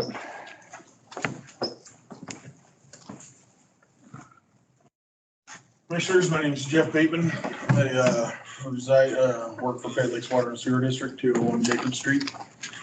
And so I believe I sent you a letter explaining why we want the fence there somewhat. So we purchased that house early this year for employee housing. It's got the main house and then 2 studio apartments there. The main house is occupied for one of our employees right now, and one of the studio apartments is for another employee. And then we have the second studio apartment for our on-call individual. Because you all know how it is to find a place up here and live. We had to reach out and find other opportunities. So we purchased that place so we could have a spare apartment for the on-call individual. And he's got a little kid, and so does the individual in the main house. So there is no hazardous materials, correct. It's more of a security safety issue. As Colby stated numerous times, that he has people driving in his driveway all the time. We put up no trespassing signs in the driveway there to keep people from doing that. And we still have people jump in there and turn around or even park. I've walked over there and, where are you guys here for? You know, they park right in the driveway. And so it's mainly a security issue for kids' safety is what it's all about. We all know this isn't the place it was 30 years ago. I mean, I was born and raised here. It's not the same place. you know that too, bro. We have so much traffic coming down Highway 55 nowadays that people just stop alongside the road. They can pull in there, take a little kid. It's a safety issue. We're concerned about these kids. Every kid deserves to be outside playing in his yard. And without adult supervision, it's not like they're not going to watch them through the window or anything, but you know, things happen in an instant. I mean, if without a fence there for security for these kids, so people can't, oh, there's a little kid there driving by. I don't know what people think. There's crazy people in this world nowadays. It'd just be a great thing if we could have a fence out there so these kids can play in their yard without being too worried about it. And so that's what we're asking for is an exception to put a cedar fence around there. I do have a thumb drive. Can you put a thumb drive in, Brian?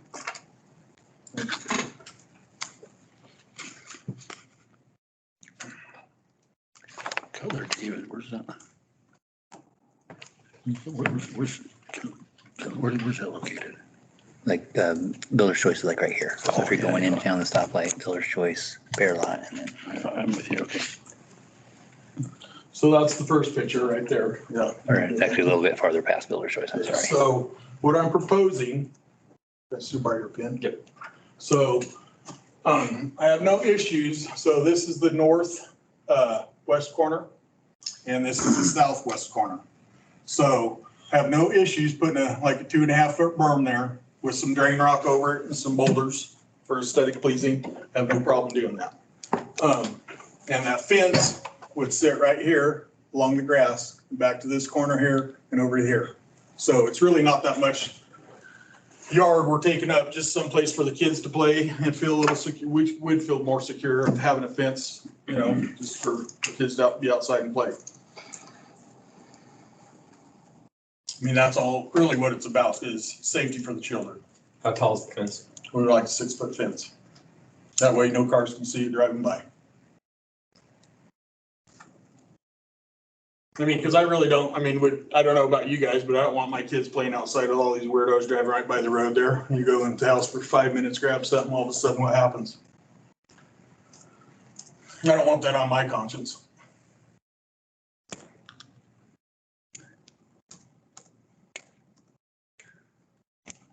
So would this be something you could work with staff and maybe, I guess, is there an option to send without doing a denial, send back to staff and applicant to discuss more? Because now there's some new information as far as a berm potential. Given the sort of format that we find ourselves in, I would ask that as a question to the applicant.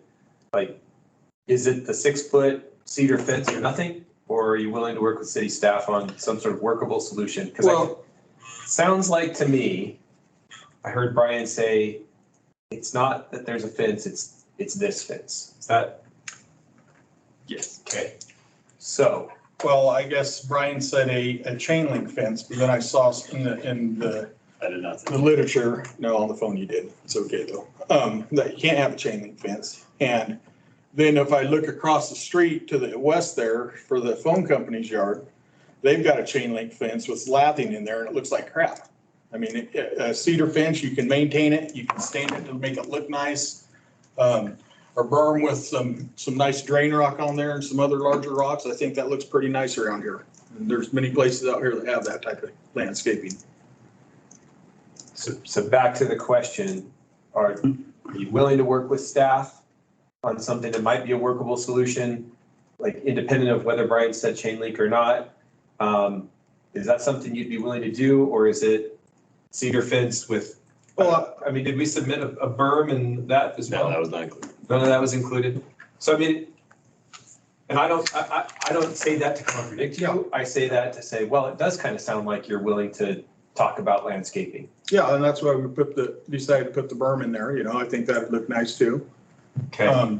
But I really don't want a fence that people driving by can see in there and seeing kids play. So your primary motivations are security. Correct. Right, okay. And do you understand also that there are aesthetic concerns as well? Well, and I think a cedar fence looks pretty nice personally. Okay. Brian, is the fact that it's a cedar fence the problem? The fact that it is a blank wall, a non-transparent fence, is the problem. So is there an option, I mean, we'd have the berm for a buffer. And obviously, it's kind of weird to try to do any accents on a fence. But if there was some like additional landscaping in front of the fence with some smaller shrubs to, so you'd have the berm. Then you have the fence and maybe some dirt, a little bit of dirt in front of the fence with a few bushes to kind of break it up with something like that. I have no problem with that. Okay, now it sounds like we're kind of getting there because that will break up the blank wall.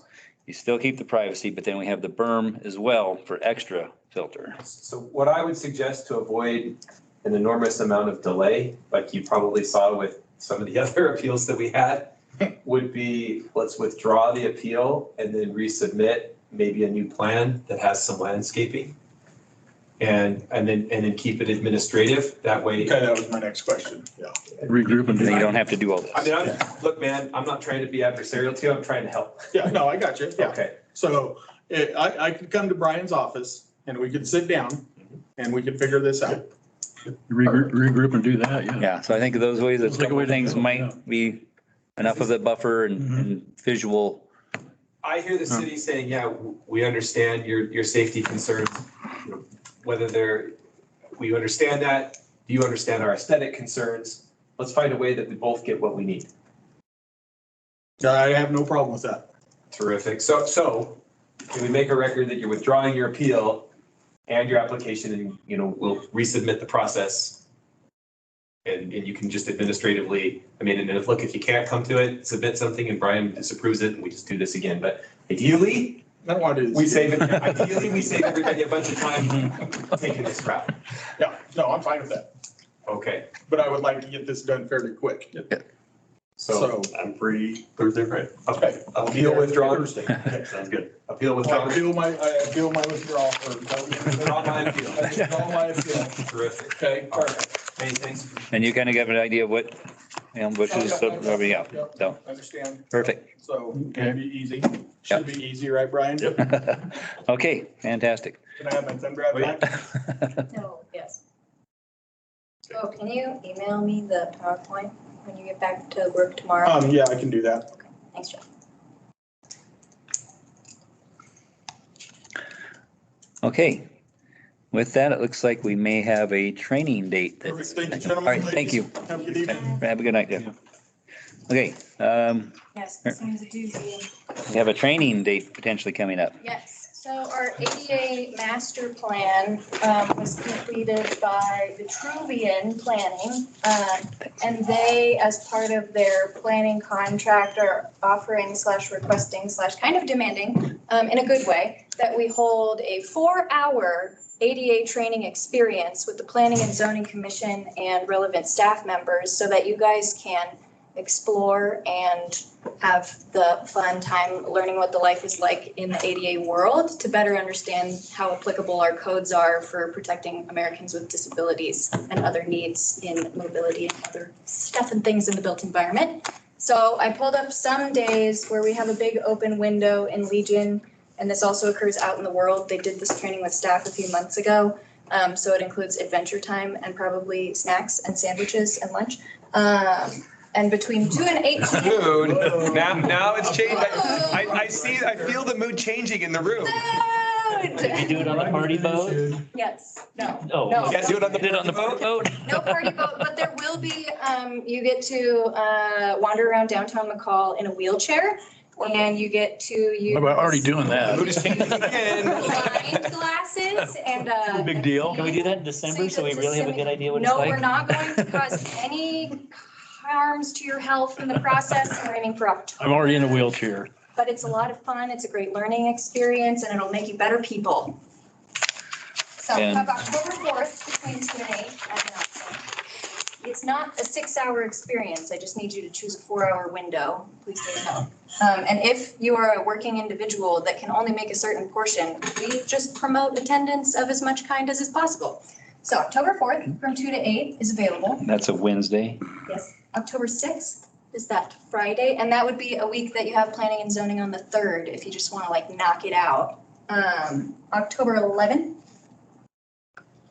and October 13th. The 11th is also a Wednesday and the 13th is a Friday. It's Friday the 13th, if any of you are superstitious. Fridays are not gonna be The good. only day that works perfectly for me is Friday the 6th. The 16th and the 19th, I'm not available. That's after that. Actually, those. Yeah, That's after that. well, yeah, that's neither here nor there. And Would I you like me can't, to look at later in the I month? can't do the 6th, and I'm gone from the 17th to the 31st.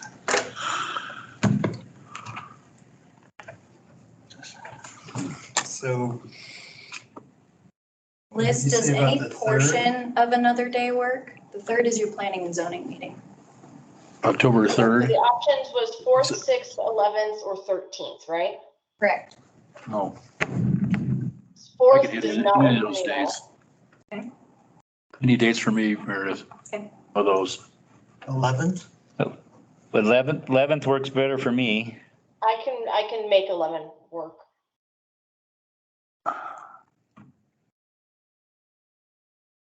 Where in the time window on the 11th is best? As late as possible? Anytime after noon. Okay. Yeah. Same here. It'll be getting dark earlier. I don't know how much we want to do dark, so you probably want to be done by no later than 6, I would imagine at that We'll point. start So with start, all of the physical activities. Yes. finish the inside and. Dave does all the time on the 11th. 1 to 5 on the 11th? Or all the time. What's the constraint? Oh, the whole day is open for me. Oh, okay. Full day party. Dana, are you only open after 5 or will they let you out? I believe I can get out early. I just can't do the 6th. That's all. So are we feeling the 11th for our adventure? Feels good. 11. Good here. It's gonna Do we get. want to do 2 to 6 so that you can eat dinner at a reasonable time right after eating snacks? That looks good. Great. Work for me. Yeah, I think that's as good as they're gonna get. It's gonna be a great time. So What do excited. you say? It's an experience. Morgan did it. Yeah, She had. George, how was it? Is that good, huh? I'm not very good at the wheelchair. I can see that. It's a lot steeper than you think. I have no signs. There's no signs. No signs. Let's see, the upcoming meeting agenda, looks like we have a few things. Yep. Some design reviews, several design reviews. The MPA is a master, Minor plat. or minor plat adjustment, that's right. And that's for David Carey and over there, the depot, all that, okay. High Marina, CP, couple regular surveys. What, If too there- bad? if there's nothing else, Out already? if there's nothing else, make a motion that we adjourn at 8:45. 747. 7:47. So for, excuse me. We're not gonna stay here another hour, Tony. I keep thinking about that clock going backwards at one time. We have a motion and a second? I'll I second. second. Okay, Somebody all second. approve? Yes. Yes. All opposed? Hearing none? Motion carries. We are adjourned. Great job. Thanks, good work.